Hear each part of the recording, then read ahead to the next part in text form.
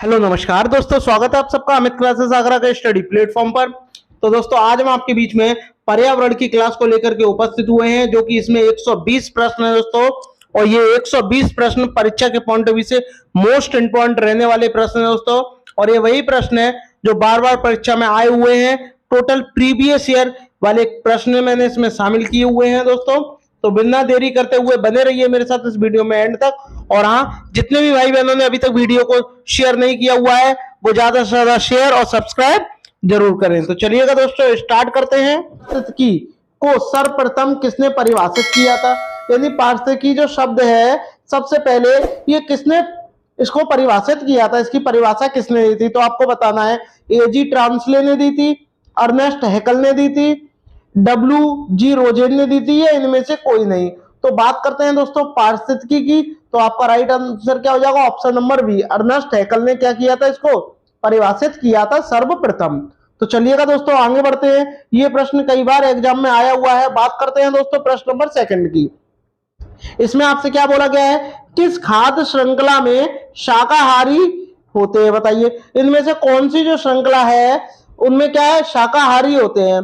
बताइए कौन से होते हैं? क्या प्राथमिक उत्पादक होते हैं, प्राथमिक उपभोक्ता होते हैं, द्वितीयक उपभोक्ता होते हैं, या अपघटन होते हैं? तो प्राथमिक उत्पादक तो होते नहीं है, उपभोक्ता होता है। तो आपका ऑप्शन जो बी है दोस्तों वो करेक्ट हो जाएगा दोस्तों। चलिएगा आगे बढ़ते हैं। बात करते हैं प्रश्न नंबर थर्ड की। इसमें आपसे बोला पारिस्थितिकी तंत्र का कौन सा कार्यात्मक इकाई नहीं है? यानी पारिस्थितिकी तंत्र का इनमें से कौन सा है जो पारिस्थितिकी तंत्र की कार्यात्मक इकाई नहीं है, वो आपको बताना है।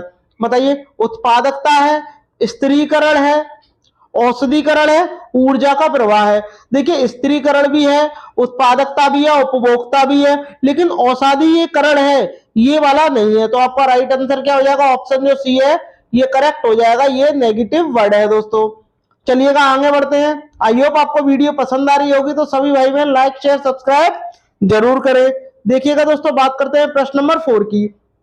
इसमें आपसे कहा गया है किसी भौगोलिक क्षेत्र के सभी पारिस्थितिकी की तंत्र को बेहद रूप में क्या कहते हैं?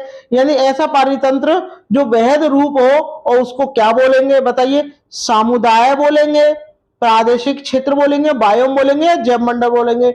बेहद का मतलब क्या होता है? बड़ा। क्या होता है दोस्तों? बड़ा रूप होता है। और तंत्र का, तंत्र यानी पारितंत्र का बड़ा रूप कोई क्या बोलते हैं? जैव मंडल कहते हैं दोस्तों। तो आपको ऑप्शन जो ए है दोस्तों ये करेक्ट हो जाएगा। चलिएगा ज्यादा से ज्यादा सभी भाई बहन लाइक शेयर सब्सक्राइब जरूर करें। इसमें आपसे बोला है इकोसिस्टम की सही परिभाषा है। बताइए इकोसिस्टम होता क्या है? बताइए इकोसिस्टम की परिभाषा क्या है, ये आपको बतानी है। जिस पारितंत्र में जैविक और अजैविक घटक, बस इतना ही है? नहीं, ये तो चलो नहीं है। सभी सजीव, सभी निर्जीव, जरूरी नहीं है, सजीव निर्जीव भी आएंगे इसमें। एक ऐसा परितंत्र जिसमें जैविक हो, अजैविक घटक हो और परस्पर सहयोग से जीवन का निर्वाह करते हैं, यानी जीवन जीते हैं। तो आपका ऑप्शन जो आपका दोस्तों डी है ये करेक्ट हो जाएगा दोस्तों। चलिएगा आगे बढ़ते हैं। बात करते हैं प्रश्न नंबर 6 की। देखिएगा इसमें आपसे बोला है घास। अब घास कहां पाई जाती है? समुद्र में तो पाई नहीं जाएगी। भूमि, भूमि यानी जमीन पर पारितंत्र, पारिस्थितिकी तंत्र में शामिल किया जाता है, समुद्र को नहीं किया जाता। स्वच्छ जल, भाई जल में घास थोड़ी ना होगी। कृत्रिम आर्टिफिशियल होगा नहीं। आपका क्या हो जाएगा? ऑप्शन सी यानी स्थलीय, क्योंकि घास जो होती है दोस्तों वो स्थल पर ही पाई जाती है। तो आपका ऑप्शन जो सी है वो करेक्ट हो जाएगा। बात करते हैं प्रश्न नंबर 7 की, जो कि बहुत ही ज्यादा इंपॉर्टेंट प्रश्न है। हमारे पर्यावरण में अजैविक तत्व है। देखिए पौधे जो होते हैं जैविक होते हैं अजैविक होते हैं? आप बोलोगे सर जैविक होते हैं। क्यों? क्योंकि वो कार्बन डाइऑक्साइड है और ऑक्सीजन का क्या आदान प्रदान करते हैं लोग, और जानवर भी करते हैं। तो ये क्या हो जाएंगे? ये जैविक हो जाएंगे। ए और बी हो नहीं सकते। तो आपका ऑप्शन डी हो जाएगा। जो वायु है वो क्या है? एक अजैविक घटक है। इसी प्रकार वायु आ जाए, हवा आ जाए, बात एक ही है, पत्थर आ जाए, ठीक है, ये सब क्या है आपके? पहाड़ आ जाए, पहाड़ आ जाए, ये क्या है आपके? ये अजैविक तत्व है दोस्तों। चलिएगा आगे बढ़ते हैं। बात करते हैं प्रश्न नंबर 8 की, जो कि बहुत ही इंपॉर्टेंट प्रश्न है दोस्तों। इसमें आपसे बोला किसी पारिस्थितिकी तंत्र में ऊर्जा का प्रवाह के बारे में निम्न में से कौन सी श्रृंखला सही है। ऊर्जा का प्रवाह कहां से होता है, तो सबसे पहले कोई भी प्रोडक्ट बनता है यानी उत्पाद बनता है तो बी वाला वैसी घटे, क्योंकि इसमें अपघटक आ रहा है और इसमें उपभोक्ता आ रहा है। डी और बी वैसी घट गए, तो पहले उत्पादकता आएगा, उत्पादक आएगा, उत्पादक को कौन खरीदता है, उपभोक्ता होता है। तो यहाँ पर क्या अपघटक दिया हुआ है, ये वैसी गलत हो गया, आपका ऑप्शन सी हो जाएगा। उत्पादक होगा, उपभोक्ता होगा, तब जाके उस चीज का क्या होगा, अपघटक होगा दोस्तों। चलिएगा आगे बढ़ते हैं, बात करते हैं, इसका राइट आंसर सी हो जाएगा दोस्तों। बात करते हैं प्रश्न नंबर 9 की। सामान्य रूप से आहार श्रृंखला में कितनी कड़ियां होती हैं, ये आपको बतानी है। जो कड़ियां होती हैं एक दूसरे से अटैच हुई, क्या 2 होती हैं, 3 होती हैं, 4 होती हैं या 5 होती हैं, बताइए। तो आप बोलोगे कितनी होती हैं दोस्तों, कमेंट करके मुझे बताइए। 4 कड़ियां होती हैं, तो आपका ऑप्शन जो सी है दोस्तों वो करेक्ट हो जाएगा। चलिएगा दोस्तों आगे बढ़ते हैं, बात करते हैं प्रश्न नंबर 10 की। इसमें आपसे क्या बोला है, पौधों की पत्तियां द्वारा जल को वाष्पित होने की प्रक्रिया कहलाती है। पौधों की पत्तियों द्वारा जल के वाष्पित होने की जो प्रक्रिया होती है वह क्या कहलाती है। जलवाष्प हो रहा है तो ऐसी जो प्रक्रिया होगी वो क्या कहलाएगी, वाष्पन कहलाएगी, बाष्पोत्सर्जन कहलाएगी, निरादीकरण कहलाएगी या धूम्रीकरण कहलाएगी। तो देखिए वाष्पित हो रही है तो आपका क्या हो जाएगा, बाष्पोत्सर्जन हो जाएगा दोस्तों, यानी जो आपका ऑप्शन जो आपका बी है वो करेक्ट हो जाएगा दोस्तों। चलिएगा आगे बढ़ते हैं, बात करते हैं प्रश्न नंबर 11। देखिएगा आपसे इसमें क्या बोला गया है, हरे पादपों में क्लोरोफिल बनने के लिए, यानी हरे पेड़ पौधे होते हैं उनमें क्लोरोफिल होता है ये तो पता है, पर क्लोरोफिल बनने के लिए निम्नलिखित में से कौन सा तत्व अनिवार्य होता है, जरूरत होती है, बताइए। क्या कैल्शियम की होती है, कैल्शियम का संकेत Ca होता है। क्या आयरन की होती है, आयरन यानी Fe फेरिक होता है। मैग्नीशियम यानी Mg होता है। पोटेशियम यानी K होता है। तो आपको बतानी है कि इनमें से किसकी आवश्यकता होगी।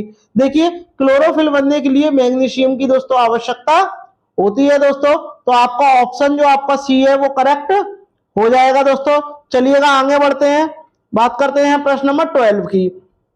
इसमें आपसे क्या बोला है, खाद जाल में ऊर्जा का प्रवाह होता है। बताइए खाद जो जाल होती है इसमें ऊर्जा का प्रवाह कैसा होता है, एक दिशीय होता है, द्विदिशीय होता है, चतुर्दिशीय होता है या त्रिदिशीय होता है। ऊर्जा का प्रवाह हमेशा एक दिशीय होता है, ठीक है दोस्तों। तो आपका ऑप्शन जो आपका ए है वो करेक्ट हो जाएगा दोस्तों। बात करते हैं प्रश्न नंबर 13 की। इसमें देखिएगा आपसे क्या बोला गया है, एक घास स्थलीय पारिस्थितिकी तंत्र के खाद्य श्रृंखला में विभिन्न घटकों का सही क्रम है। बताइए ये घास पारितंत्र है और उसमें जो खाद्य जो श्रृंखला में जो विभिन्न घटक है उनका आपको सही क्रम बताना है कि इसका सही क्रम क्या होगा। टिड्डा क्या, टिड्डे को सर्प खाता है यानी सांप खाता है, और सांप को मेढक खाता है, मेढक को घास खाती है। आप बोलोगे कतई नहीं, ये तो गलत हो गया, ये तो गलत हो जाएगा। पहले घास आएगी तो यहाँ टिड्डा आ गया, घास को टिड्डा खाएगा, टिड्डे को सांप खाएगा, टिड्डे को सांप नहीं खाता उसको मेंढक खाता है, तो ये गलत हो जाएगा। पहले घास को टिड्डा खाएगा, टिड्डे को मेंढक खाएगा और मेंढक को सांप खाएगा। तो आपका ऑप्शन जो ए है दोस्तों ये करेक्ट हो जाएगा दोस्तों। चलिएगा आगे बढ़ते हैं। सांप भारत में 4 प्रकार के पाए जाते हैं, ये भी आपको पता होना चाहिए।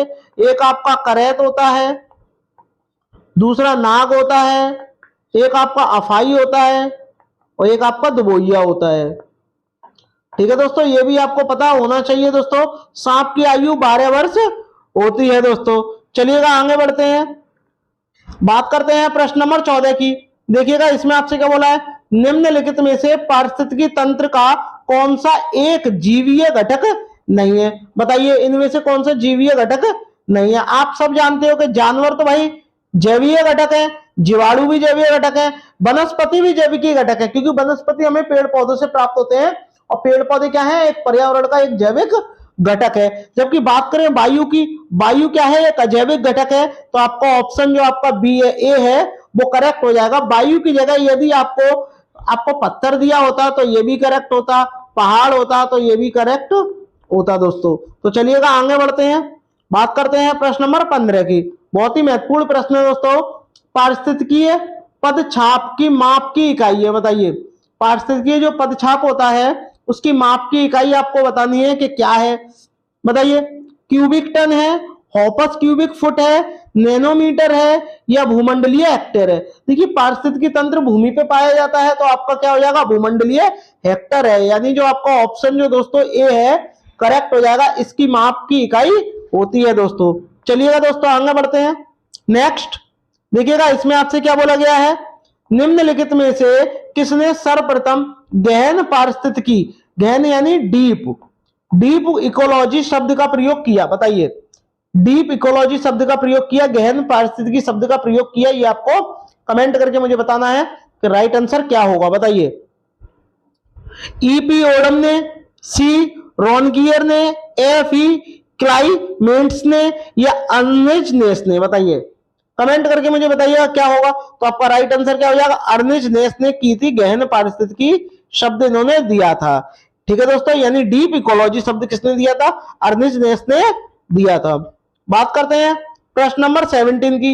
इस वीडियो में दोस्तों आपको पारिस्थितिकी तंत्र से जितने भी प्रश्न अब तक आए हुए हैं सभी इसी में से ही हैं और ये प्रश्न आए हुए हैं।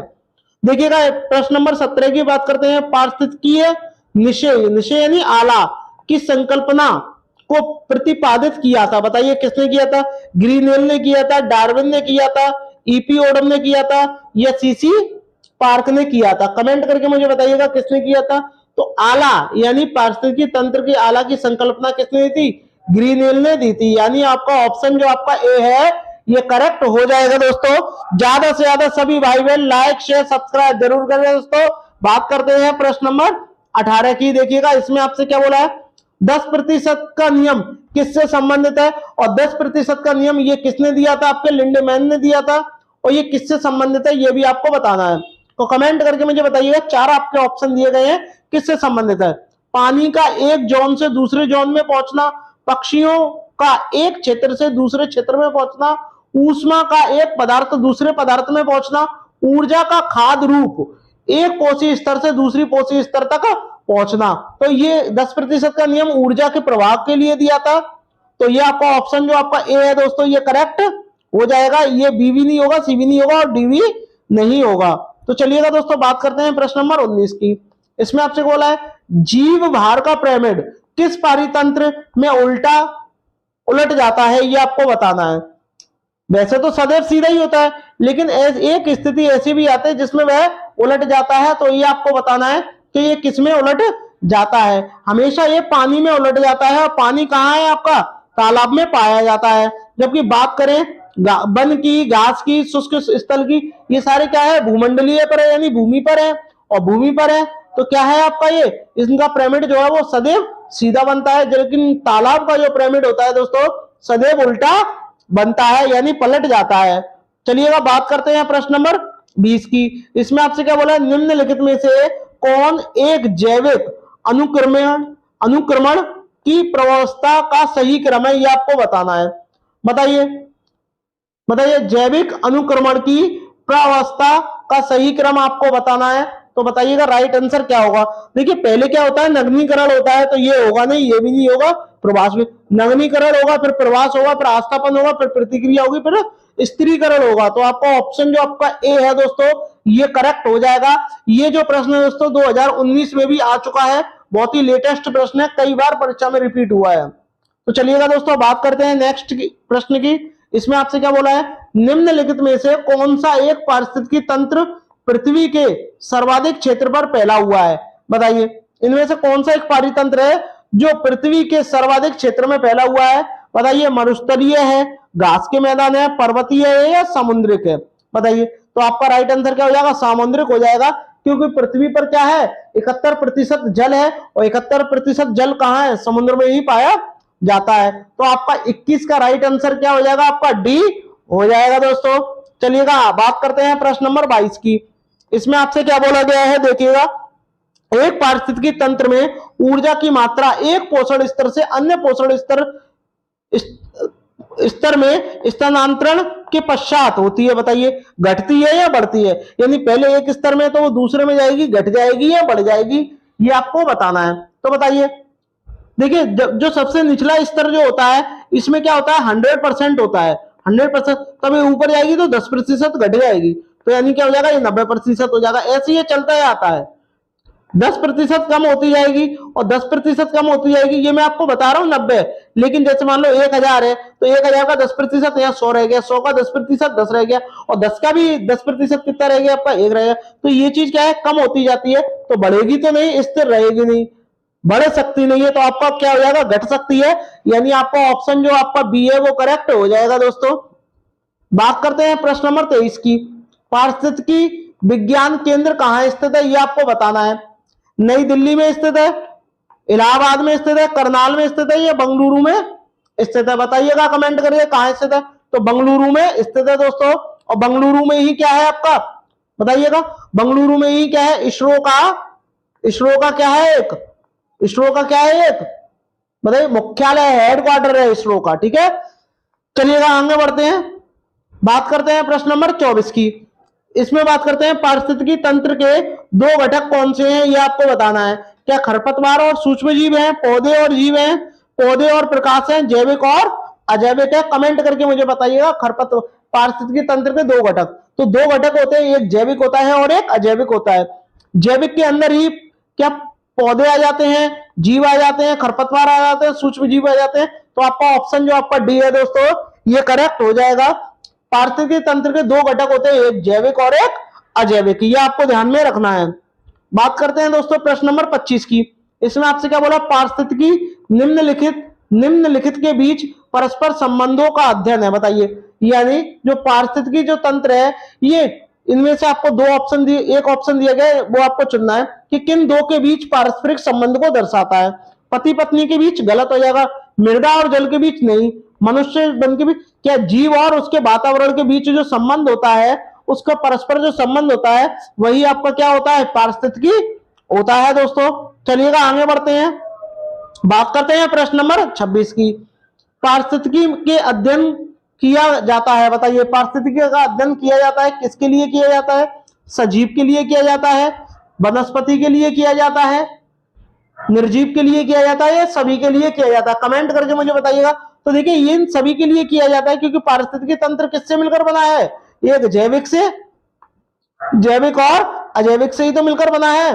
तो इसमें देखो जैविक भी है और अजैविक भी है, तो आपका ऑप्शन जो आपका डी है दोस्तों, ये करेक्ट हो जाएगा। यानी ऑप्शन डी जो है इसका करेक्ट आंसर होगा। बात करते हैं प्रश्न नंबर 27 की। देखिएगा, इसमें आपसे क्या बोला गया है, बहुत ही बढ़िया प्रश्न है। देखिएगा, जब एक जीव का लाभ होता है बगैर दूसरे से जीव को प्रभावित किए बिना, तो कहलाता है। यानी एक जीव को प्रॉफिट हो रहा है, लाभ हो रहा है, किसी दूसरे जीव पर कोई उसका प्रभाव नहीं पड़ रहा है, ना उस पर कोई प्रभाव पड़ रहा है, तो उसको क्या कहलाता है, ये आपको बताना है। बताइए, परजीवी कहलाता है, सहभोजी कहलाता है, मृतोपजीवी कहलाता है, या सहजीवी कहलाता है, ये आपको कमेंट करके मुझे बताना है कि आपका राइट आंसर क्या होगा। जब किसी में प्रभाव नहीं होता तो क्या होता है, वो सहजीवी होता है। यानी ऑप्शन जो आपका बी है दोस्तों, वो करेक्ट हो जाएगा। बात करते हैं प्रश्न नंबर 28 की। इसमें आपसे बोला गया इकोलॉजी किसे कहते हैं, बताइएगा। इकोलॉजी अभी मैंने काफी प्रश्न कराए हैं, उन्हीं से रिलेटेड है इसका। बताइए, इकोलॉजी किसे कहते हैं, कमेंट करके मुझे बताइएगा। जैविक और अजैविक घटकों का अध्ययन को कहते हैं, पेड़ पौधे और जंतुओं के अध्ययन को कहते हैं, जीव जंतुओं, नदियों, पर्वतों और पहाड़ों के अध्ययन को कहते हैं, या इनमें से किसी कोई नहीं, बताइएगा किसको कहते हैं। तो इकोलॉजी मैंने आपको बताया था 2 घटकों से मिलकर बना है, एक जैविक और अजैविक। तो आपका राइट आंसर क्या हो जाएगा, ए हो जाएगा। तो जैविक और अजैविक घटकों को ही क्या कहते हैं, इकोलॉजी कहते हैं। बात करते हैं दोस्तों प्रश्न नंबर 29 की। इसमें आपसे बोला पारिस्थितिकी तंत्र शब्द को सर्वप्रथम किसने दिया, बताइएगा। जो पारिस्थितिकी तंत्र है, सर्वप्रथम ये किसने दिया था, एजी टांसले ने दिया था, अर्नेस्ट हैकल ने दिया था, डब्ल्यूजी रोजेन ने दिया था, या इनमें से कोई नहीं। पारिस्थितिकी तंत्र को सर्वप्रथम किसने दिया था, कमेंट करके मुझे बताइएगा कि पारिस्थितिकी तंत्र को सर्वप्रथम किसने दिया था, एजी टांसले ने दिया था दोस्तों। चलिएगा आगे बढ़ते हैं। बात करते हैं प्रश्न नंबर 30 की। देखिएगा, इसमें आपसे क्या बोला है, निम्न में से कौन सा पारिस्थितिकी तंत्र कृत्रिम है। कृत्रिम का मतलब मानव निर्मित है, आर्टिफिशियल है, ये आपको बताना है। तो समुद्र है, आप बोलोगे भाई ये तो प्राकृतिक है, ये तो प्राकृतिक है। झील भी प्राकृतिक होती है, जंगल भी प्राकृतिक होते हैं, लेकिन जो खेत होते हैं वो क्या होते हैं, मानव निर्मित होते हैं, यानी मानवों के द्वारा बनाया जाता है, आर्टिफिशियल होते हैं। तो आपका ऑप्शन जो सी है वो करेक्ट हो जाएगा दोस्तों। देखिएगा दोस्तों, प्रश्न नंबर 1 में आपसे क्या बोला है, एग मार्क एग मार्क का संबंध है। अब आपको बताना है जो एग मार्क का संबंध है ये किससे है, बताइए। गुणवत्ता से है, पैकेजिंग से है, संसाधन से है या उत्पादन से है? तो आप बोलोगे इसका संबंध किससे है, गुणवत्ता से है, यानी आपका ऑप्शन जो है ए जो है वो दोस्तों करेक्ट हो जाएगा। एग मार्क एक प्रमाण चिन्ह है जो भारत में कृषि खाद्य पदार्थों पर लगाया जाता है। ठीक है दोस्तों, चलिएगा आगे बढ़ते हैं। और हाँ दोस्तों एक बात और, ये किस अधिनियम के अंतर्गत आता है ये भी आपको पता होना चाहिए।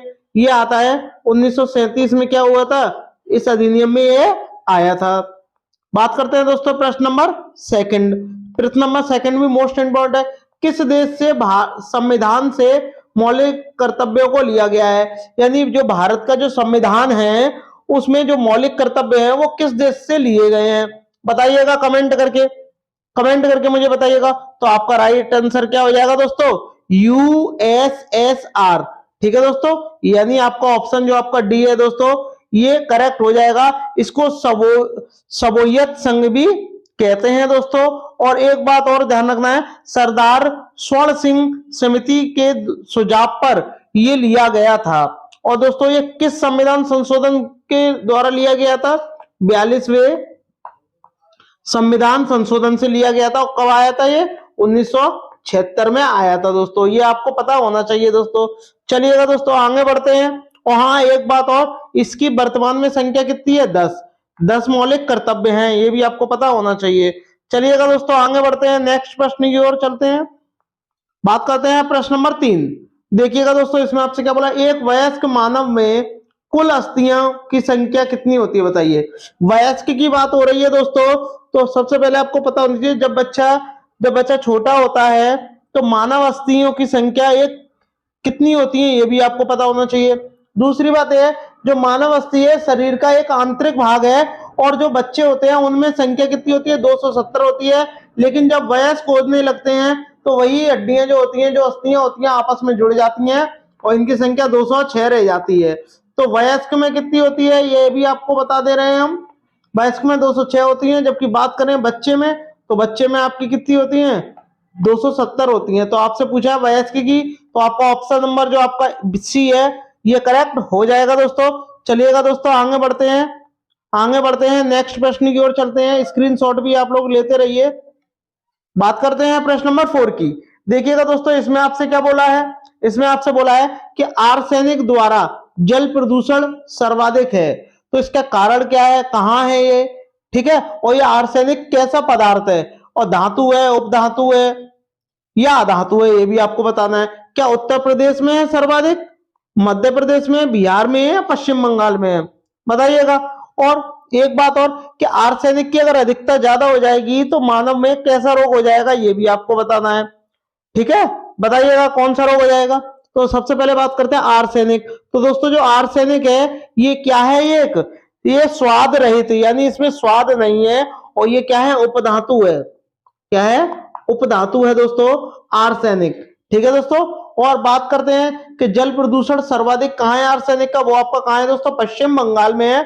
और इसकी अधिकता से कौन कौन से रोग हो जाते हैं, जैसे त्वचा का कैंसर हो जाता है, ठीक है, फेफड़े संबंधी रोग हो जाते हैं, काफी रोग हो जाते हैं। ठीक है, तो ये आपको ध्यान में रखने हैं दोस्तों। चलिएगा आगे बढ़ते हैं, प्रश्न नंबर 5। इसमें आपसे क्या बोला है, ध्रुव तारा कहा जाता है, बताइए ध्रुव तारा किसे कहा जाता है, कमेंट करके मुझे बताइएगा कि ध्रुव तारा किसे कहा जाता है, बताइएगा। क्या उत्तरी तारे को कहा जाता है, दक्षिणी तारे को कहा जाता है, पूर्वी तारे को कहा जाता है, या आपके पश्चिमी तारे को कहा जाता है। तो सबसे पहले मैं आपको बता दूं कि इसका राइट आंसर क्या हो जाएगा दोस्तों, ऑप्शन नंबर ए हो जाएगा। उत्तरी तारे को ही क्या बोलते हैं, ध्रुव तारा कहते हैं दोस्तों। जो ध्रुव तारा को पोल स्टार या नॉर्थ स्टार भी कहा जाता है। जो ध्रुव तारा है दोस्तों इसको पोल स्टार भी कह देते हैं, पोल स्टार या नॉर्थ स्टार भी कह देते हैं, ये भी आपको पता होना चाहिए। बहुत ही बढ़िया प्रश्न है दोस्तों, ये कई बार परीक्षा में पूछा भी गया है, या नॉर्थ स्टार। ठीक है दोस्तों, ये भी आपको पता होना चाहिए। और यह सदैव क्या है, रात्रि में ही उत्तर दिशा की ओर स्थित होता है। ठीक है दोस्तों, चलिएगा आगे बढ़ते हैं, नेक्स्ट प्रश्न देखिएगा। इसमें आपसे क्या बोला है, ग्रीन पीस इंटरनेशनल का मुख्यालय स्थित है, बताइए कहां स्थित है, ग्रीन पीस इंटरनेशनल का मुख्यालय कहां स्थित है, बताइएगा। बताइएगा। और इसकी स्थापना कब हुई थी बताइएगा कमेंट करके। तो इसका जो मुख्यालय है ये कहाँ है, कमेंट करके मुझे बताइएगा दोस्तों कि इसका मुख्यालय कहाँ है। तो इसका मुख्यालय कहाँ है बताइए, न्यूयॉर्क में है, सिडनी में है, एम्स्टर्डम में है या नागासाकी में है। तो इसका मुख्यालय कहाँ है, ऑप्शन नंबर सी करेक्ट हो जाएगा दोस्तों, एम्स्टर्डम में इसका मुख्यालय है। और ये कहाँ पर है, ये आपका नीदरलैंड में है, नीदरलैंड में स्थित है दोस्तों। और इसकी जो स्थापना थी, इसकी स्थापना दोस्तों कब हुई थी, ये आपको पता होना चाहिए, 1971 में क्या इसकी स्थापना हुई थी दोस्तों। ये क्या है, पर्यावरण संबंधी चेतना यानी जागरूकता को पैदा करने के लिए ये चालू किया गया था। बात करते हैं दोस्तों प्रश्न नंबर 7 की। इसमें आपसे क्या कहा गया है देखिएगा, वन्य जीव सुरक्षा अधिनियम कब पारित किया गया बताइएगा। वन्य जीव सुरक्षा अधिनियम क्या 1960 में, 1962 में, 1972 में या 1975 में। तो बताइएगा ये कब स्टार्ट किया गया था, कमेंट करके मुझे बताइएगा।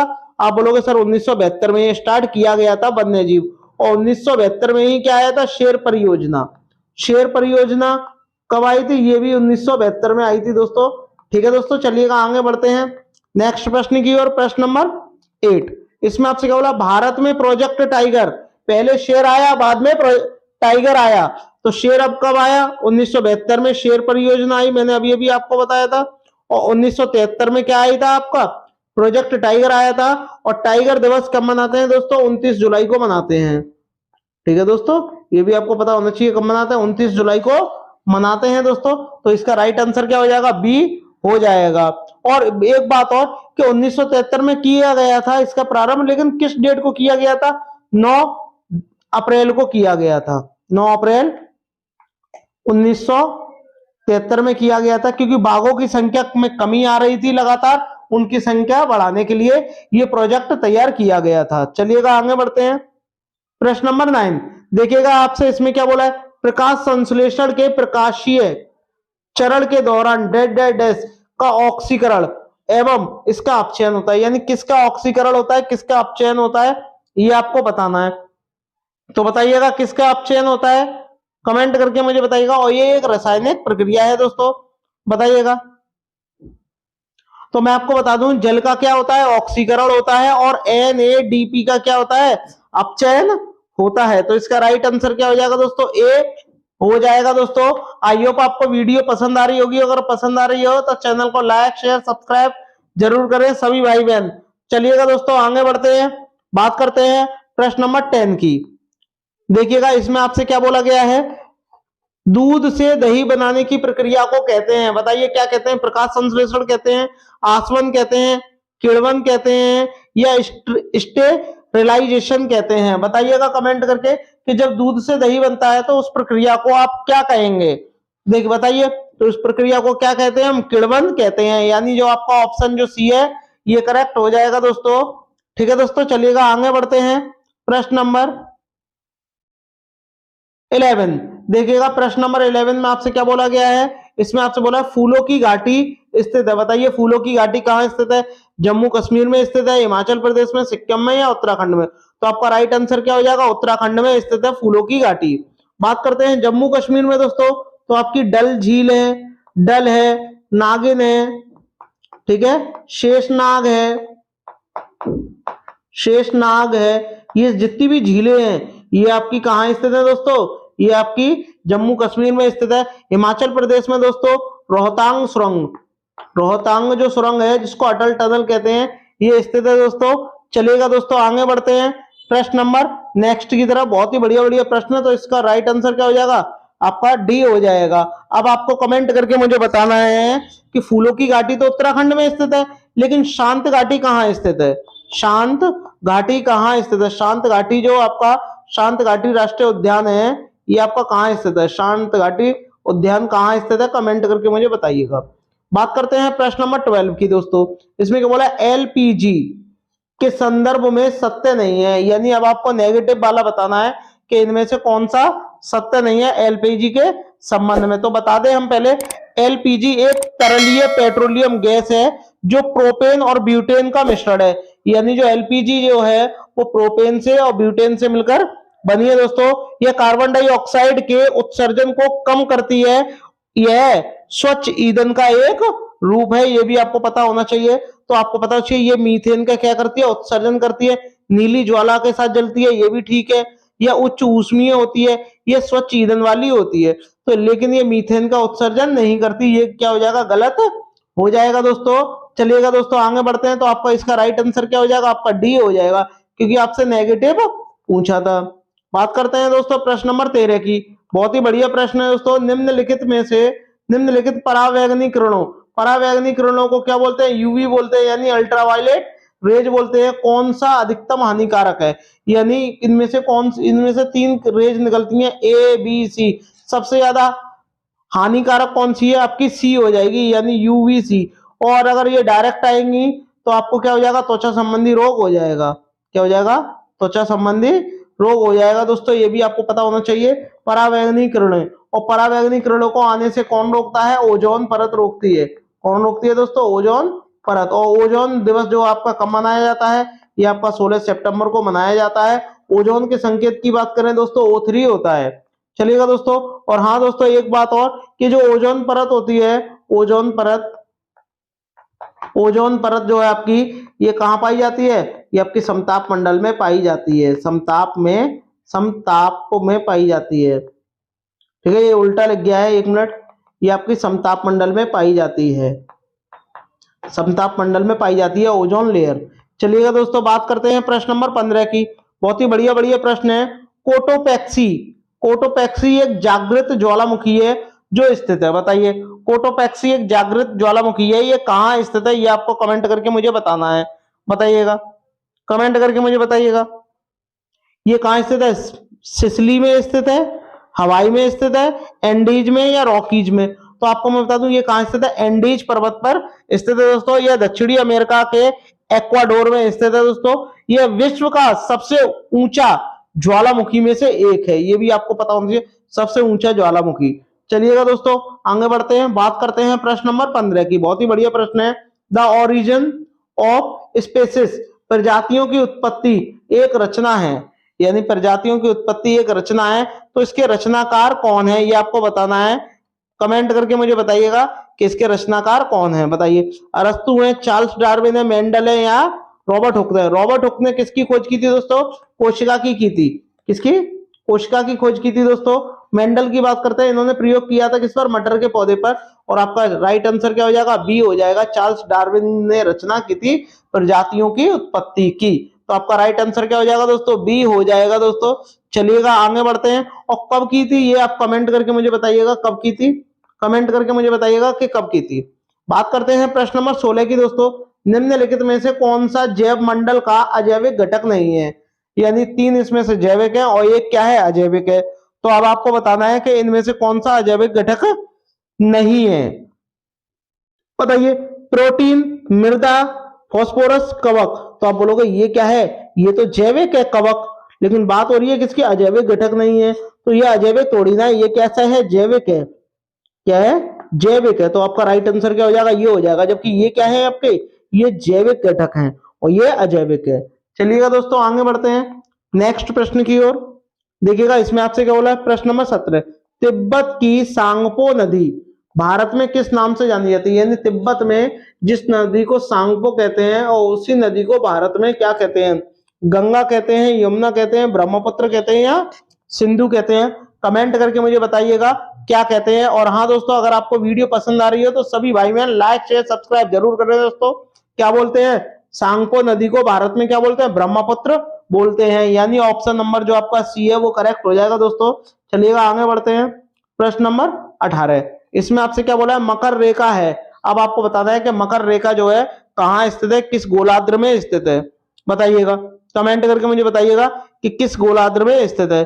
तो सबसे पहले मैं बता दूं आपको, जो मकर रेखा है ये क्या है, पश्चिम से पूर्व की ओर खींची गई है और ये एक काल्पनिक रेखा है। यानी मकर रेखा जो है कहां से खींची गई है, पश्चिम से कहां तक खींची गई है, पूर्व की ओर खींची गई है। और ये जो रेखा है ये क्या है, एक काल्पनिक रेखा है, काल्पनिक रेखा है दोस्तों, ये आपको पता होना चाहिए। और लेकिन ये मकर रेखा है, अब आपको बताना है मकर रेखा कहाँ है, बताइए। ये भूमध्य रेखा पर स्थित है और इसका राइट आंसर क्या हो जाएगा, 23.5 डिग्री साउथ में स्थित है दोस्तों। तो आपका ऑप्शन जो आपका सी है दोस्तों, ये करेक्ट हो जाएगा दोस्तों। चलिएगा आगे बढ़ते हैं, बात करते हैं प्रश्न नंबर 19 की। गिर शेर परियोजना स्थित है, क्या गुजरात में है, महाराष्ट्र में, उत्तर प्रदेश में या मध्य प्रदेश में? तो आपका राइट आंसर क्या हो जाएगा, गुजरात में स्थित है, और ये एशियाई शेरों के लिए प्रसिद्ध है दोस्तों, ये भी आपको पता होना चाहिए। और ये जो परियोजना थी ये कब आई थी, 1972 में इसकी शुरुआत हुई थी। चलिएगा दोस्तों आगे बढ़ते हैं,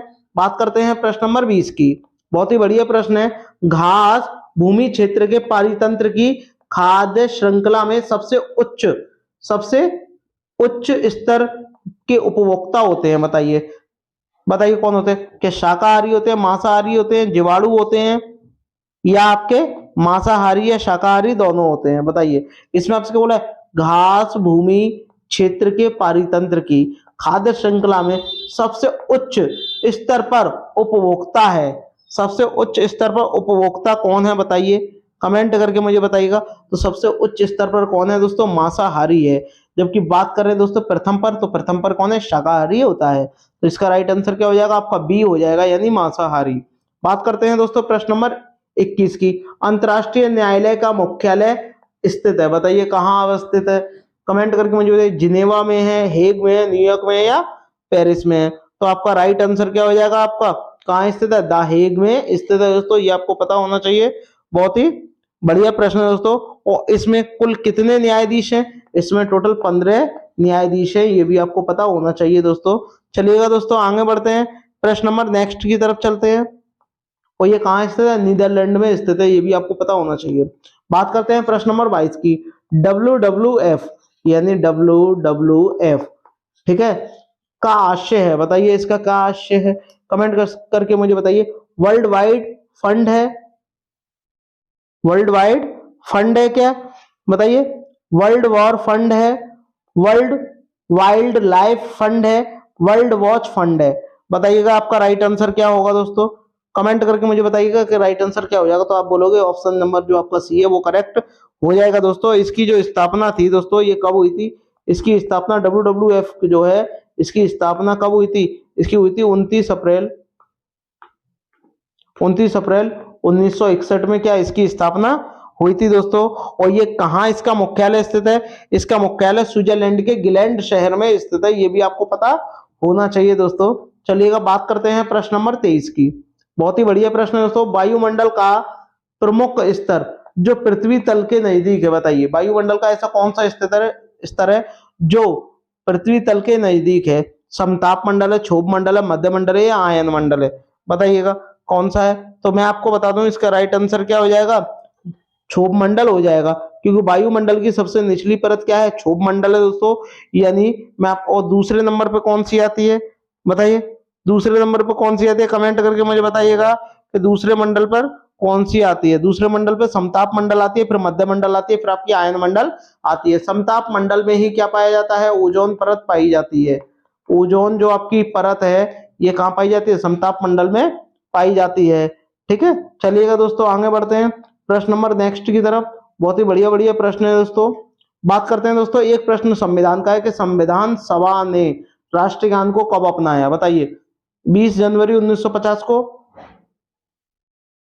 बताइए 24 जनवरी 1950 को, 21 मई 1949 को, या 13 नवंबर 1949 को? कमेंट करके मुझे बताइएगा कि संविधान सभा ने राष्ट्रगान को कब अपनाया था, कमेंट करके मुझे बताइए। और एक बात और दोस्तों, कि जो संविधान सभा तो है, इसकी जो इसमें जो ये राष्ट्रगान की बात हो रही है दोस्तों, ये राष्ट्रगान किसने लिखा था? आप बोलोगे रविन्द्रनाथ टैगोर ने लिखा था, सबको पता है। लेकिन ये पहली बार कब गाया गया था, ये आपको बताना है, बताइए।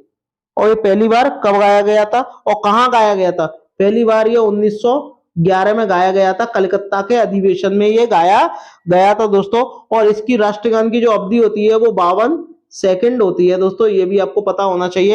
एक बात और मैं आपको बता दूं इसमें, राष्ट्रगान को कब अपनाया गया था, बताइएगा कमेंट करके। 24 जनवरी 1950 को क्या अपनाया गया था, यानी जो आपका ऑप्शन नंबर जो बी है वो करेक्ट हो जाएगा दोस्तों। चलिएगा दोस्तों आगे बढ़ते हैं नेक्स्ट प्रश्न की ओर। प्रश्न नंबर 25, गंगा नदी निकलती है। अब आपको बताना है कि गंगा नदी जो है ये कहां से निकलती है और गंगा नदी की जो लंबाई है ये कितनी है, ये भी आपको बताना है, बताइए। बताइए गंगा नदी कहां से निकलती है? बताइए गंगा नदी जो है कहां से निकलती है? कमेंट करके मुझे बताइएगा कि गंगा नदी जो है ये कहां से निकलती है। तो बताइए अरावली श्रेणी से, लद्दाख ग्लेशियर से, गंगोत्री से, या मिलाप? ये तो पता होगा आपको कहां से निकलती है, गंगोत्री से निकलती है और बंगाल में की खाड़ी में जाकर के गिरती है दोस्तों। गंगा नदी की जो लंबाई है वो टोटल कितनी है? 25 मैं आपको ढंग से लिख के बता दे रहा हूँ। गंगा नदी की जो लंबाई है दोस्तों, लंबाई कितनी है आपकी गंगा नदी की? 2525 किलोमीटर क्या है इसकी लंबाई है दोस्तों। ये भारत के किस किस राज्य से होकर के गुजरती है? बताइए उत्तराखंड है, जैसे आपका उत्तर प्रदेश है, बिहार है, झारखंड है और पश्चिम बंगाल है, और अंत में कहा बंगाल की खाड़ी में जाकर के गिर जाती है। चलिएगा दोस्तों आगे बढ़ते हैं, बात करते हैं प्रश्न नंबर 26 की। इसमें आपसे क्या बोला गया है देखिएगा, बहुत ही बढ़िया प्रश्न है। संयुक्त राष्ट्रीय सुरक्षा परिषद के कितने स्थायी सदस्य हैं? बताइए कितने स्थायी सदस्य हैं दोस्तों, कमेंट करके मुझे बताइए। और इसकी स्थापना जो है वो कब हुई थी? तो मैं आपको बता दूं इसमें स्थायी सदस्य कितने हैं? 5 हैं दोस्तों। और इसकी जो स्थापना हुई थी ये कब हुई थी? 24 अक्टूबर 1945 को हुई थी। 24 अक्टूबर 1945 को क्या है दोस्तों इसकी स्थापना हुई थी दोस्तों। और इसमें कौन कौन से देश शामिल है ये भी मैं आपको बता दूं, अमेरिका है, रूस है, फ्रांस है, ब्रिटेन है और चीन है। इसमें टोटल 5 देश शामिल हैं दोस्तों। कौन कौन से? अमेरिका हो गया आपका, अमेरिका हो गया दोस्तों, आपका अमेरिका हो गया। और एक आपका क्या? रूस हो गया, फ्रांस हो गया दोस्तों, ठीक है, चीन हो गया, और एक आपका ब्रिटेन हो गया, ये 5 देश इसमें शामिल है दोस्तों। चलिएगा आगे बढ़ते हैं प्रश्न नंबर 27 को। बात करते हैं दोस्तों पुष्कर मेला कहाँ आयोजित होता है? बताइए तो पुष्कर मेला कहाँ दोस्तों आयोजित होता है? ये आपका राजस्थान में होता है दोस्तों। और राजस्थान की दोस्तों राजधानी क्या है? जयपुर है। जो जयपुर को ही क्या बोलते हैं? पिंक सिटी कहते हैं दोस्तों। और ये जयपुर में कहाँ आयोजित होता है? जयपुर में अजमेर शहर में स्थित होता है दोस्तों, यानी आयोजित होता है दोस्तों, ठीक है दोस्तों। और जोधपुर को ही क्या बोलते हैं? ब्लू सिटी कहते हैं दोस्तों। क्या बोलते हैं? ब्लू सिटी के नाम से किसे जानते हैं? जोधपुर को जाना जाता है दोस्तों। बात करते हैं प्रश्न नंबर आपके 28 की, बहुत ही बढ़िया प्रश्न है दोस्तों। भारत में निम्नलिखित में से कौन सी एजेंसी मुख्य रूप से प्रदूषण के मापने से संबंधित है? बताइए ऐसी कौन सी एजेंसी है जो प्रदूषण को मापने से संबंधित है? ग्रीन ट्रिब्यूनल, केंद्रीय प्रदूषण नियंत्रण बोर्ड, केंद्रीय जल आयोग, या सर्व ऑफ इंडिया? कमेंट करके मुझे बताइएगा कि आपका राइट आंसर क्या हो जाएगा। तो देखिए भारत की बात हो रही है तो जरूर क्या सेंट्रल लेवल पर है, और सेंट्रल लेवल पे क्या है? केंद्रीय प्रदूषण नियंत्रण बोर्ड, यानी आपका राइट आंसर बी हो जाएगा दोस्तों। बहुत ही बढ़िया प्रश्न है, आगे बढ़ते हैं दोस्तों। बात करते हैं दोस्तों प्रश्न नंबर 29 की। सरिस्का राष्ट्रीय उद्यान कहाँ स्थित है? बताइए पश्चिम बंगाल में, गुजरात में, राजस्थान में, असम में? असम की दोस्तों बात करते हैं तो काजीरंगा, ये आपको ध्यान में रखना है दोस्तों। और ये एक सींग के गैंडे के लिए प्रसिद्ध है। राजस्थान में आपका रणथंभौर है, आपका केवला देव है, और आपका ये सरिस्का है, यानी आपका ऑप्शन जो सी है वो करेक्ट हो जाएगा। गुजरात की बात करते हैं दोस्तों तो जो गिर अभ्यारण्य है ये आपका कहाँ है? गुजरात में स्थित है दोस्तों। और ये एशियाई शेरों के लिए बहुत ही ज्यादा प्रसिद्ध है दोस्तों। बात करते हैं दोस्तों प्रश्न नंबर 30 की, बहुत ही बढ़िया प्रश्न है। पारिस्थितिकी तंत्र में ऊर्जा का मुख्य स्रोत है? बताइए पारिस्थितिकी तंत्र में ऊर्जा का मुख्य स्रोत जो है ये क्या है, ये आपको बताना है। बताइए क्या है मुख्य स्रोत जो होता है? बताइए एटीपी है, सूर्य प्रकाश है, डीएनए, आरएनए है। देखिए ये तो होगा नहीं, डीएनए आरएनए ये तो मनुष्य में पाए जाते हैं भाई, ठीक है। तो क्या हो जाएगा आपका? ऑप्शन सी हो जाएगा, यानी सूर्य का प्रकाश जो है ऊर्जा का सर्वाधिक ऊर्जा का स्रोत है दोस्तों। तो आपका ऑप्शन जो आपका बी है दोस्तों वो करेक्ट हो जाएगा दोस्तों। तो सर्वप्रथम किसने परिभाषित किया था? यानी पारिस्थितिकी जो शब्द है सबसे पहले ये किसने इसको परिभाषित किया था? इसकी परिभाषा किसने दी थी? तो आपको बताना है एजी ट्रांसले ने दी थी, अर्नेस्ट हैकल ने दी थी, डब्ल्यू.जी. रोजेन ने दी थी, या इनमें से कोई नहीं? तो बात करते हैं दोस्तों पारिस्थितिकी की, तो आपका राइट आंसर क्या हो जाएगा? ऑप्शन नंबर बी, अर्नेस्ट हैकल ने क्या किया था? इसको परिभाषित किया था सर्वप्रथम। तो चलिएगा दोस्तों आगे बढ़ते हैं, ये प्रश्न कई बार एग्जाम में आया हुआ है। बात करते हैं दोस्तों प्रश्न नंबर 2 की। इसमें आपसे क्या बोला गया है? किस खाद्य श्रृंखला में शाकाहारी होते हैं? बताइए इनमें से कौन सी जो श्रृंखला है उनमें क्या है, शाकाहारी होते हैं? बताइए कौन से होते हैं? क्या प्राथमिक उत्पादक होते हैं, प्राथमिक उपभोक्ता होते हैं, द्वितीयक उपभोक्ता होते हैं, या अपघटन होते हैं? तो प्राथमिक उत्पादक तो होते नहीं है, उपभोक्ता होता है। तो आपका ऑप्शन जो बी है दोस्तों वो करेक्ट हो जाएगा दोस्तों। चलिएगा आगे बढ़ते हैं, बात करते हैं प्रश्न नंबर 3 की। इसमें आपसे बोला पारिस्थितिकी तंत्र का कौन सा कार्यात्मक इकाई नहीं है, यानी पारिस्थितिकी तंत्र का इनमें से कौन सा है जो पारिस्थितिकी तंत्र की कार्यात्मक इकाई नहीं है, वो आपको बताना है। बताइए उत्पादकता है, स्त्रीकरण है, औषधीकरण है, ऊर्जा का प्रवाह है। देखिए स्त्रीकरण भी है, उत्पादकता भी है, उपभोक्ता भी है, लेकिन औषधीकरण है ये वाला नहीं है। तो आपका राइट आंसर क्या हो जाएगा? ऑप्शन जो सी है ये करेक्ट हो जाएगा, ये नेगेटिव वर्ड है दोस्तों। चलिएगा आगे बढ़ते हैं। आई होप आपको वीडियो पसंद आ रही होगी, तो सभी भाई बहन लाइक शेयर सब्सक्राइब जरूर करें। देखिएगा दोस्तों बात करते हैं प्रश्न नंबर 4 की। इसमें आपसे कहा गया है किसी भौगोलिक क्षेत्र के सभी पारिस्थितिकी की तंत्र को बेहद रूप में क्या कहते हैं, यानी ऐसा पारितंत्र जो बेहद रूप हो और उसको क्या बोलेंगे? बताइए समुदाय बोलेंगे, प्रादेशिक क्षेत्र बोलेंगे, बायोम बोलेंगे, या जैव मंडल बोलेंगे? बेहद का मतलब क्या होता है? बड़ा। क्या होता है दोस्तों? बड़ा रूप होता है। और तंत्र का, तंत्र यानी पारितंत्र का बड़ा रूप कोई क्या बोलते हैं? जैव मंडल कहते हैं दोस्तों। तो आपका ऑप्शन जो ए है दोस्तों ये करेक्ट हो जाएगा। चलिएगा ज्यादा से ज्यादा सभी भाई बहन लाइक शेयर सब्सक्राइब जरूर करें। इसमें आपसे बोला है इकोसिस्टम की सही परिभाषा है। बताइए इकोसिस्टम होता क्या है? बताइए इकोसिस्टम की परिभाषा क्या है ये आपको बतानी है। जिस पारितंत्र में जैविक और अजैविक घटक, बस इतना ही है? नहीं, ये तो चलो नहीं है। सभी सजीव, सभी निर्जीव, जरूरी नहीं है, सजीव निर्जीव भी आएंगे इसमें। एक ऐसा परितंत्र जिसमें जैविक हो, अजैविक घटक हो और परस्पर सहयोग से जीवन का निर्वाह करते हैं, यानी जीवन जीते हैं। तो आपका ऑप्शन जो आपका दोस्तों डी है ये करेक्ट हो जाएगा दोस्तों। चलिएगा आगे बढ़ते हैं, बात करते हैं प्रश्न नंबर 6 की। देखिएगा इसमें आपसे बोला है घास। अब घास कहां पाई जाती है? समुद्र में तो पाई नहीं जाएगी। भूमि, भूमि यानी जमीन पर पारितंत्र, पारिस्थितिकी तंत्र में शामिल किया जाता है, समुद्र को नहीं किया जाता। स्वच्छ जल, भाई जल में घास थोड़ी ना होगी, कृत्रिम आर्टिफिशियल होगा नहीं। आपका क्या हो जाएगा? ऑप्शन सी यानी स्थलीय, क्योंकि घास जो होती है दोस्तों वो स्थल पर ही पाई जाती है। तो आपका ऑप्शन जो सी है वो करेक्ट हो जाएगा। बात करते हैं प्रश्न नंबर 7 की, जो कि बहुत ही ज्यादा इंपॉर्टेंट प्रश्न है। हमारे पर्यावरण में अजैविक तत्व है। देखिए पौधे जो होते हैं जैविक होते हैं अजैविक होते हैं? आप बोलोगे सर जैविक होते हैं। क्यों? क्योंकि वो कार्बन डाइऑक्साइड है और ऑक्सीजन का क्या आदान प्रदान करते हैं लोग, और जानवर भी करते हैं। तो ये क्या हो जाएंगे? ये जैविक हो जाएंगे। ए और बी हो नहीं सकते। तो आपका ऑप्शन डी हो जाएगा। जो वायु है वो क्या है? एक अजैविक घटक है। इसी प्रकार वायु आ जाए, हवा आ जाए, बात एक ही है, पत्थर आ जाए, ठीक है, ये सब क्या है आपके? पहाड़ आ जाए, पहाड़ आ जाए, ये क्या है आपके? ये अजैविक तत्व है दोस्तों।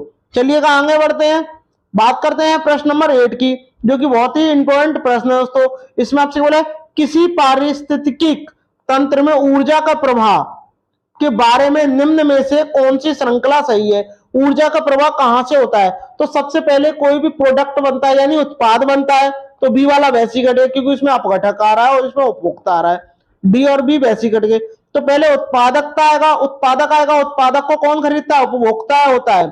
तो यहाँ पर क्या अपघटक दिया हुआ है, ये वैसी गलत हो गया। आपका ऑप्शन सी हो जाएगा। उत्पादक होगा, उपभोक्ता होगा, तब जाके उस चीज का क्या होगा? अपघटक होगा दोस्तों। चलिएगा आगे बढ़ते हैं, बात करते हैं, इसका राइट आंसर सी हो जाएगा दोस्तों। बात करते हैं प्रश्न नंबर 9 की। सामान्य रूप से आहार श्रृंखला में कितनी कड़ियां होती हैं ये आपको बतानी है। जो कड़ियां होती हैं एक दूसरे से अटैच हुई, क्या 2 होती हैं, 3 होती हैं, 4 होती हैं, या 5 होती हैं? बताइए। तो आप बोलोगे कितनी होती हैं दोस्तों? कमेंट करके मुझे बताइए। 4 कड़ियां होती हैं। तो आपका ऑप्शन जो सी है दोस्तों वो करेक्ट हो जाएगा। चलिएगा दोस्तों आगे बढ़ते हैं, बात करते हैं प्रश्न नंबर 10 की। इसमें आपसे क्या बोला है? पौधों की पत्तियां द्वारा जल को वाष्पित होने की प्रक्रिया कहलाती है। पौधों की पत्तियों द्वारा जल के वाष्पित होने की जो प्रक्रिया होती है वह क्या कहलाती है? जलवाष्प हो रहा है तो ऐसी जो प्रक्रिया होगी वो क्या कहलाएगी? वाष्पन कहलाएगी, बाष्पोत्सर्जन कहलाएगी, निरादीकरण कहलाएगी या धूम्रीकरण कहलाएगी। तो देखिए वाष्पित हो रही है तो आपका क्या हो जाएगा? बाष्पोत्सर्जन हो जाएगा दोस्तों, यानी जो आपका ऑप्शन जो आपका बी है वो करेक्ट हो जाएगा दोस्तों। चलिएगा आगे बढ़ते हैं, बात करते हैं प्रश्न नंबर 11। देखिएगा आपसे इसमें क्या बोला गया है, हरे पादपों में क्लोरोफिल बनने के लिए, यानी हरे पेड़ पौधे होते हैं उनमें क्लोरोफिल होता है ये तो पता है, बट क्लोरोफिल बनने के लिए निम्नलिखित में से कौन सा तत्व अनिवार्य होता है, जरूरत होती है? बताइए। क्या कैल्शियम की होती है? कैल्शियम का संकेत Ca होता है। क्या आयरन की होती है? आयरन यानी Fe फेरिक होता है। मैग्नीशियम यानी Mg होता है। पोटेशियम यानी K होता है। तो आपको बतानी है कि इनमें से किसकी आवश्यकता होगी। देखिए क्लोरोफिल बनने के लिए मैग्नीशियम की दोस्तों आवश्यकता होती है दोस्तों, तो आपका ऑप्शन जो आपका सी है वो करेक्ट हो जाएगा दोस्तों। चलिएगा आगे बढ़ते हैं, बात करते हैं प्रश्न नंबर 12 की।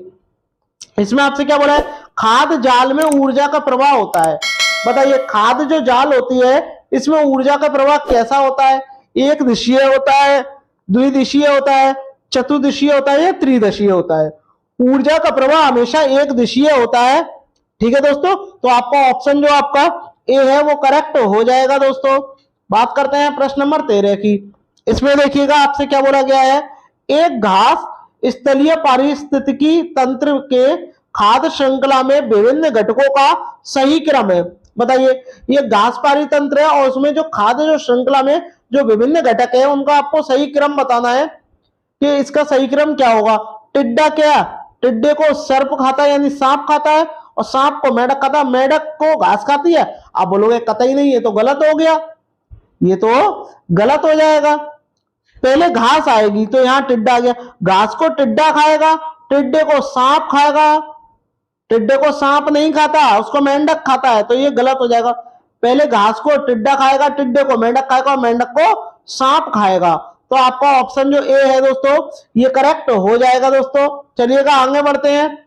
सांप भारत में 4 प्रकार के पाए जाते हैं, ये भी आपको पता होना चाहिए।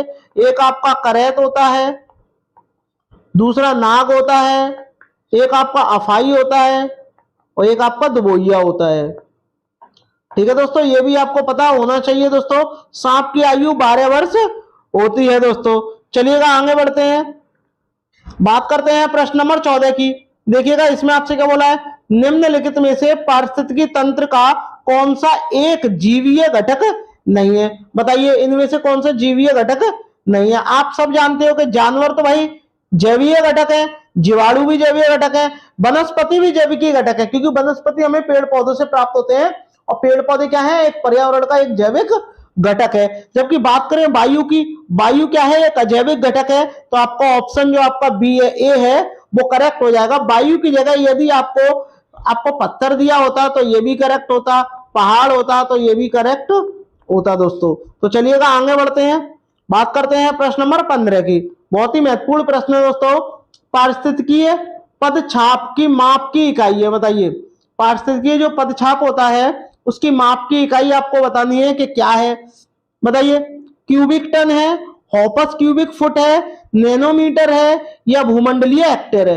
देखिए पारिस्थितिकी तंत्र भूमि पे पाया जाता है तो आपका क्या हो जाएगा, भूमंडलीय हेक्टर है, यानी जो आपका ऑप्शन जो दोस्तों ए है करेक्ट हो जाएगा। इसकी माप की इकाई होती है दोस्तों। चलिएगा दोस्तों आगे बढ़ते हैं। नेक्स्ट देखिएगा इसमें आपसे क्या बोला गया है, निम्नलिखित में से किसने सर्वप्रथम गहन पारिस्थितिकी, गहन यानी डीप इकोलॉजी शब्द का प्रयोग किया? बताइए डीप इकोलॉजी शब्द का प्रयोग किया, गहन पारिस्थितिकी शब्द का प्रयोग किया, ये आपको कमेंट करके मुझे बताना है कि राइट आंसर क्या होगा। बताइए ईपी ओडम ने, सी रॉनगियर ने, एफ.ई. क्लाइमेंट्स ने या अर्नेस्ट नेस ने? बताइए कमेंट करके मुझे बताइएगा क्या होगा। तो आपका राइट आंसर क्या हो जाएगा, अर्नेस्ट नेस ने की थी गहन पारिस्थितिकी शब्द इन्होंने दिया था। ठीक है दोस्तों, यानी डीप इकोलॉजी शब्द किसने दिया था, अर्नेस्ट नेस ने दिया था। बात करते हैं प्रश्न नंबर 17 की। इस वीडियो में दोस्तों आपको पारिस्थितिकी तंत्र से जितने भी प्रश्न अब तक आए हुए हैं सभी इसी में से ही हैं और ये प्रश्न आए हुए हैं। देखिएगा प्रश्न नंबर 17 की बात करते हैं। पारिस्थितिकीय निषय, निषय यानी आला की संकल्पना को प्रतिपादित किया था, बताइए किसने किया था? ग्रीनवेल ने किया था, डार्विन ने किया था, ईपी ओडम ने किया था या सीसी पार्क ने किया था? कमेंट करके मुझे बताइएगा किसने किया था।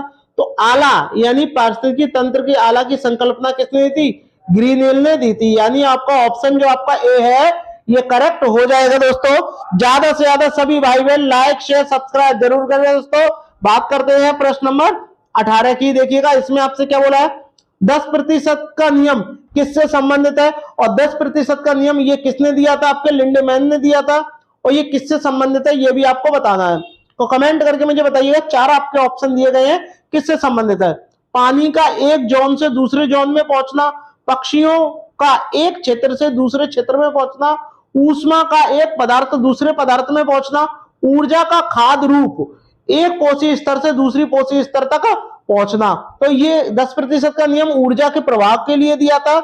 तो ये आपका ऑप्शन जो आपका ए है दोस्तों ये करेक्ट हो जाएगा। ये बी भी नहीं होगा, सी भी नहीं होगा और डी भी नहीं होगा। तो चलिएगा दोस्तों बात करते हैं प्रश्न नंबर 19 की। इसमें आपसे बोला है जीव भार का पिरामिड किस पारितंत्र में उलट जाता है ये आपको बताना है। वैसे तो सदैव सीधा ही होता है लेकिन एक स्थिति ऐसी भी आती है जिसमें वह उलट जाता है। तो ये आपको बताना है कि ये किसमें उलट जाता है। हमेशा ये पानी में उलट जाता है और पानी कहाँ है आपका? तालाब में पाया जाता है। जबकि बात करें वन की, घास की, शुष्क स्थल की, ये सारे क्या है? भूमंडलीय पर है यानी भूमि पर है। और भूमि पर है तो क्या है आपका ये इनका पिरामिड जो है वो सदैव सीधा बनता है। लेकिन तालाब का जो पिरामिड होता है दोस्तों सदैव उल्टा बनता है यानी पलट जाता है। चलिएगा बात करते हैं प्रश्न नंबर 20 की। इसमें आपसे क्या बोला है? निम्नलिखित में से कौन एक जैविक अनुक्रमण की प्रवस्था का सही क्रम है ये आपको बताना है। बताइए बताइए जैविक अनुक्रमण की प्रावस्था का सही क्रम आपको बताना है। तो बताइएगा राइट आंसर क्या होगा। देखिए पहले क्या होता है? नग्नीकरण होता है। तो ये होगा नहीं, ये भी नहीं होगा, प्रवास में। नग्नीकरण होगा, फिर प्रवास होगा, फिर आस्थापन होगा, फिर प्रतिक्रिया होगी, फिर स्त्रीकरण होगा। तो आपका ऑप्शन जो आपका ए है दोस्तों ये करेक्ट हो जाएगा। ये जो प्रश्न है दोस्तों 2019 में भी आ चुका है, बहुत ही लेटेस्ट प्रश्न है, कई बार परीक्षा में रिपीट हुआ है। तो चलिएगा दोस्तों बात करते हैं नेक्स्ट प्रश्न की। इसमें आपसे क्या बोला है? निम्नलिखित में से कौन सा एक पारिस्थितिकी तंत्र पृथ्वी के सर्वाधिक क्षेत्र पर फैला हुआ है? बताइए इनमें से कौन सा एक पारितंत्र है जो पृथ्वी के सर्वाधिक क्षेत्र में फैला हुआ है? बताइए मरुस्थलीय है, घास के मैदान है, पर्वतीय है या समुद्रिक है? बताइए। तो आपका राइट आंसर क्या हो जाएगा? सामुद्रिक हो जाएगा। क्योंकि पृथ्वी पर क्या है? 71% जल है और 71% जल कहां है? समुद्र में ही पाया जाता है। तो आपका 21 का राइट आंसर क्या हो जाएगा? आपका डी हो जाएगा दोस्तों। चलिएगा बात करते हैं प्रश्न नंबर 22 की। इसमें आपसे क्या बोला गया है? देखिएगा एक पारिस्थितिकी तंत्र में ऊर्जा की मात्रा एक पोषण स्तर से अन्य पोषण स्तर में स्थानांतरण के पश्चात होती है। बताइए घटती है या बढ़ती है? यानी पहले एक स्तर में तो वो दूसरे में जाएगी, घट जाएगी या बढ़ जाएगी, ये आपको बताना है। तो बताइए देखिए जो सबसे निचला स्तर जो होता है इसमें क्या होता है? 100% होता है। 100% तब ये ऊपर जाएगी तो 10% घट जाएगी। तो यानी क्या हो जाएगा? ये 90% हो जाएगा। ऐसे ये चलता ही आता है। 10% कम होती जाएगी और 10% कम होती जाएगी। ये मैं आपको बता रहा हूँ 90। लेकिन जैसे मान लो 1000 है तो 1000 का 10% यहाँ 100 रह गया, 100 का 10% 10 रह गया और 10 का भी 10% कितना रह गया? आपका 1 रहेगा। तो ये चीज क्या है? कम होती जाती है। तो बढ़ेगी तो नहीं, स्थिर रहेगी नहीं, बढ़ सकती नहीं है। तो आपका क्या हो जाएगा? घट सकती है। यानी आपका ऑप्शन जो आपका बी है वो करेक्ट हो जाएगा दोस्तों। बात करते हैं प्रश्न नंबर 23 की। पारिस्थितिकी विज्ञान केंद्र कहां स्थित है ये आपको बताना है। नई दिल्ली में स्थित है, इलाहाबाद में स्थित है, करनाल में स्थित है या बंगलुरु में स्थित है? बताइएगा, कमेंट करिए कहां स्थित है। तो बंगलुरु में स्थित है दोस्तों। और बंगलुरु में ही क्या है आपका? बताइएगा बंगलुरु में ही क्या है? इसरो का क्या है? इसरो का क्या है? एक बताइए मुख्यालय, हेडक्वार्टर है इसरो का। ठीक है, चलिएगा आगे बढ़ते हैं। बात करते हैं प्रश्न नंबर 24 की। इसमें बात करते हैं पारिस्थितिकी तंत्र के 2 घटक कौन से हैं ये आपको बताना है। क्या खरपतवार और सूक्ष्म जीव हैं, पौधे और जीव हैं, पौधे और प्रकाश हैं, जैविक और अजैविक है? कमेंट करके मुझे बताइएगा। पारिस्थितिकी तंत्र के दो घटक, तो दो घटक होते हैं, एक जैविक होता है और एक अजैविक होता है। जैविक के अंदर ही क्या पौधे आ जाते हैं, जीव आ जाते हैं, खरपतवार आ जाते हैं, सूक्ष्म जीव आ जाते हैं। तो आपका ऑप्शन जो आपका डी है दोस्तों, ये करेक्ट हो जाएगा। पारिस्थितिकी तंत्र के दो घटक होते हैं, एक जैविक और एक अजैविक, ये आपको ध्यान में रखना है। बात करते हैं दोस्तों प्रश्न नंबर 25 की। इसमें आपसे क्या बोला, पारिस्थितिकी निम्नलिखित के बीच परस्पर संबंधों का अध्ययन है, बताइए। यानी जो पारिस्थितिकी जो तंत्र है, ये इनमें से आपको दो ऑप्शन दिए, एक ऑप्शन दिया गया है, वो आपको चुनना है कि किन दो के बीच पारस्परिक संबंध को दर्शाता है। पति पत्नी के बीच गलत हो जाएगा, मृदा और जल के बीच नहीं, मनुष्य वन के बीच, क्या जीव और उसके वातावरण के बीच जो संबंध होता है, उसका परस्पर जो संबंध होता है, वही आपका क्या होता है, पारिस्थितिकी होता है दोस्तों। चलिएगा आगे बढ़ते हैं, बात करते हैं प्रश्न नंबर 26 की। पारिस्थितिकी के अध्ययन किया जाता है, बताइए। पारिस्थितिकी का अध्ययन किया जाता है, किसके लिए किया जाता है? सजीव के लिए किया जाता है, वनस्पति के लिए किया जाता है, निर्जीव के लिए किया जाता है, या सभी के लिए किया जाता है? कमेंट करके मुझे बताइएगा। तो देखिए, ये इन सभी के लिए किया जाता है, क्योंकि पारिस्थितिकी तंत्र किससे मिलकर बना है? एक जैविक और अजैविक से ही तो मिलकर बना है। तो इसमें देखो जैविक भी है और अजैविक भी है, तो आपका ऑप्शन जो आपका डी है दोस्तों, ये करेक्ट हो जाएगा। यानी ऑप्शन डी जो है इसका करेक्ट आंसर होगा। बात करते हैं प्रश्न नंबर 27 की। देखिएगा इसमें आपसे क्या बोला गया है, बहुत ही बढ़िया प्रश्न है। देखिएगा, जब एक जीव का लाभ होता है बगैर दूसरे से जीव को प्रभावित किए बिना, तो कहलाता है। यानी एक जीव को प्रॉफिट हो रहा है, लाभ हो रहा है, किसी दूसरे जीव पर कोई उसका प्रभाव नहीं पड़ रहा है, ना उस पर कोई प्रभाव पड़ रहा है, तो उसको क्या कहलाता है, ये आपको बताना है।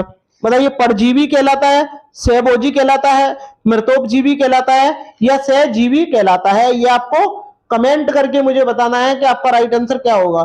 जब किसी में प्रभाव नहीं होता तो क्या होता है, वो सहजीवी होता है। यानी ऑप्शन जो आपका बी है दोस्तों, वो करेक्ट हो जाएगा। बात करते हैं प्रश्न नंबर 28 की। इसमें आपसे बोला गया इकोलॉजी किसे कहते हैं, बताइएगा। इकोलॉजी अभी मैंने काफी प्रश्न कराए हैं, उन्हीं से रिलेशन है इसका। बताइए, इकोलॉजी किसे कहते हैं, कमेंट करके मुझे बताइएगा।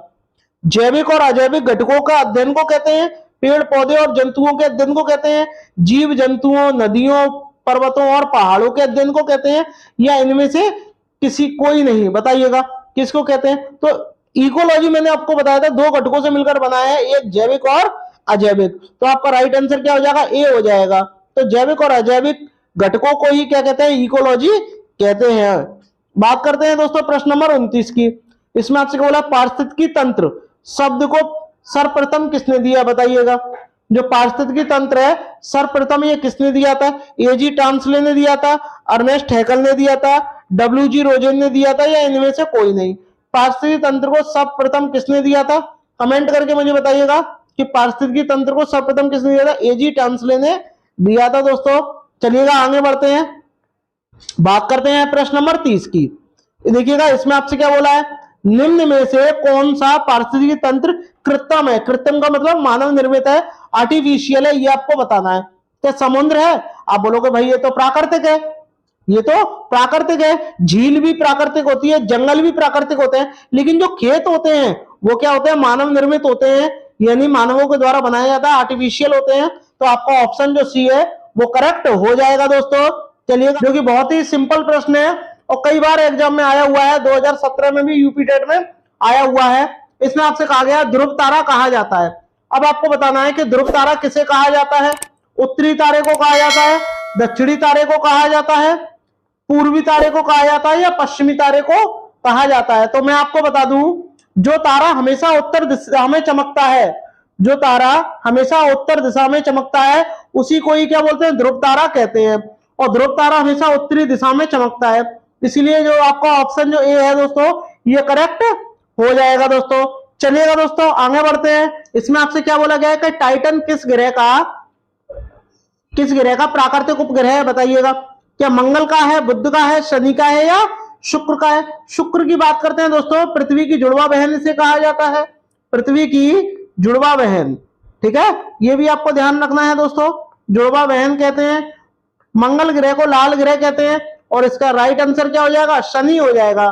टाइटन जो है वो शनि का सबसे बड़ा एक प्राकृतिक उपग्रह है दोस्तों। बुध ग्रह का कोई उपग्रह नहीं है दोस्तों। चलिएगा आगे बढ़ते हैं, बात करते हैं प्रश्न नंबर 3 की।